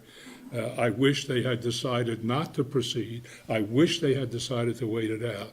But I'm with the majority of the board in saying I think it's probably their call, reasonably their call. And, you got other better points, I think, but that's where I'm at on this one, and I think that's where the board's at. Their call as to whether to proceed during the pendency of the Supreme Court? It's their call before us how much weight they want to give to the prospect that they're facing when they're back before Judge Walsh. That's what I think is their call. I'm looking at something that is not binding on us. The problem with your position, and, in fairness, I haven't read cuts. I don't know, what was being appealed in that case? Was there an interlocutory order being appealed? I'd have to go back. Or was it a final decision being appealed? I'd have to go back and read. All right, well, that's kind of interesting to me as a technical matter, but let's not bore everybody else with that. All right. Well, I just don't want your clients to leave here thinking that we were somehow bound not to go forward. And the problem that I see with your position, the legal problem I see with your position, is it's terrible legal policy. In this narrow context, I'm not talking about the general issue of taking away jurisdiction from a lower body while a court decides, while an appellate court decides something. That's not it. I'm talking about our very particularized circumstances in land development hearings, with our creaky laws, with the damn sketch plan and the this and the that and all that. You ought not to be allowed, and here I'm expressing an opinion, all right? You ought not to be allowed, and I don't think the court's going to allow you, as a matter of policy, to hold out the prospect of holding up any substantial development matter, by simply appealing something with or without merit at a very preliminary stage. It's a terrible policy. The only thing I would say to that, Frank, very briefly, is don't believe me and don't listen to me. This is Judge Walsh. This is all he does every day, day in and day out for years. He knows this was a preliminary. And I have a lot of respect interlocutory for appeal. Judge Walsh. He threw us out of court. He threw us out of court on our ear quickly, and on the way out, he said, by the way, if the DRB did anything while this was very briefly before me, it doesn't count. I hear you, and I can read. Yeah. All I'm saying is, it's not binding. Yeah. Okay. Okay. Did you have another question? You said you had several questions. Well, the rest are on the substance, and we're taking a lot of time here, and I wanted to make that point. That's your main point, and it's my main response. Well, it's my main threshold point. My other main point is on TDRs. There's a statement in the staff memo to the effect of, well, the DRB can approve this project with TDRs, and the developer will be at risk as to whether that'll be upheld. I find that to be, and I won't ask you what you think of it, Frank, but I find that to be counterintuitive at best. There is no such thing as TDRs. I don't believe this board has any jurisdiction or authority to approve something with TDRs that don't exist and then let the applicant try its luck in court. I think that's a terrible waste of resources. I think that's a terrible policy, to approve something on the hope and the prayer and the theory that the Supreme Court might do something in the future and then see what happens. So I agree with Frank wholeheartedly that what we have here is a stealth material change and a new application. And in light of that, we believe it needs to go back to sketch and start over as a 83-unit plan or whatever the number of non-TDR units that it was. Although that raises an interesting question. I'm interested, actually, a little more discourse if you have more immediate command than I do of the cases on material change, not just rough opinion. If you know something, I'd like to know it. But what do your clients, and I think this is material to the issue of material change, can a reduction, your clients are here in substantial measure to complain about density. Can a reduction? Well, it's It's density in the sense that we have said from the beginning, as you know, the argument that the TDR bylaw was invalid started years before this landowner even owned this land. It had nothing to do with this I'm at not all. talking about TDRs, I'm talking about material change. Okay. Different topic. No, the primary argument that my clients have separate and apart from the TDRs is that this land is off limits to development. Okay, and I want to say something very briefly about that because there was a lot of commentary about the comp plan and the disclaimer on the map that says you have to check it in the field. I just want to very briefly, for a second, Frank, refer the board back to my January 29th memo. I don't have copies of it here, but you should have it. I can email another version if you He's want. talking to you guys, because I already agree with him. Okay, yes. If you look at page 2 of my January 29th memorandum that I sent to the board, we explain in there that this isn't just about the comp plan and the map, it's about the LDRs. And what the LDRs say, and in particular, it's LDR 9.06 capital B3, is that existing natural resources on each site shall be protected through the development plan, including but not limited to ... conservation areas shown in the comprehensive plan. So right there, the LDRs gave the map 7 that we've been talking about, the force of law. And if this developer or any applicant doesn't like that map, they cannot take that up with this board. This board cannot change that. They have to go to the Planning Commission, and they have to say, you need to change your map for whatever the reason is. So the map is the map. They haven't challenged our overlay, and the LDRs say you can't build in the areas that are conservation areas in the maps in the comp plan. That's it. So I think that what's going to happen, if I'm looking in a crystal ball here, is if this project gets approved, is that there's going to be an appeal, and the primary basis of the appeal is going to be that the DRB could not approve any building in this zone, and we're going to win on that. What I'm afraid of is that we're going to win on that, and it's going to get sent back because the DRB didn't have the authority to make the decision. And that's what I'm trying to avoid, because that's very expensive. Thank you very much, Mr. Seth. Appreciate your comments. Thank you. Any other questions? So, question to staff. We have some significant discussions to make in a deliberative session regarding the material change. Do we continue this issue, this hearing, in order to conduct that, or what's the process? Yep, so the short answer is yes, continue the hearing.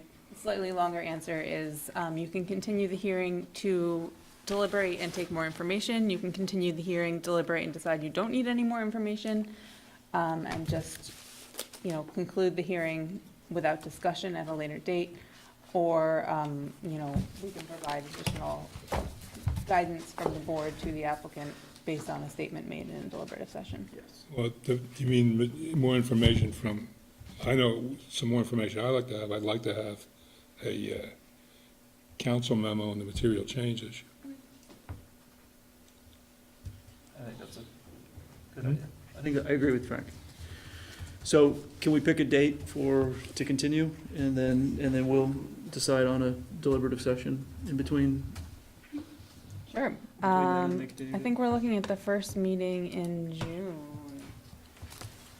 June 4th.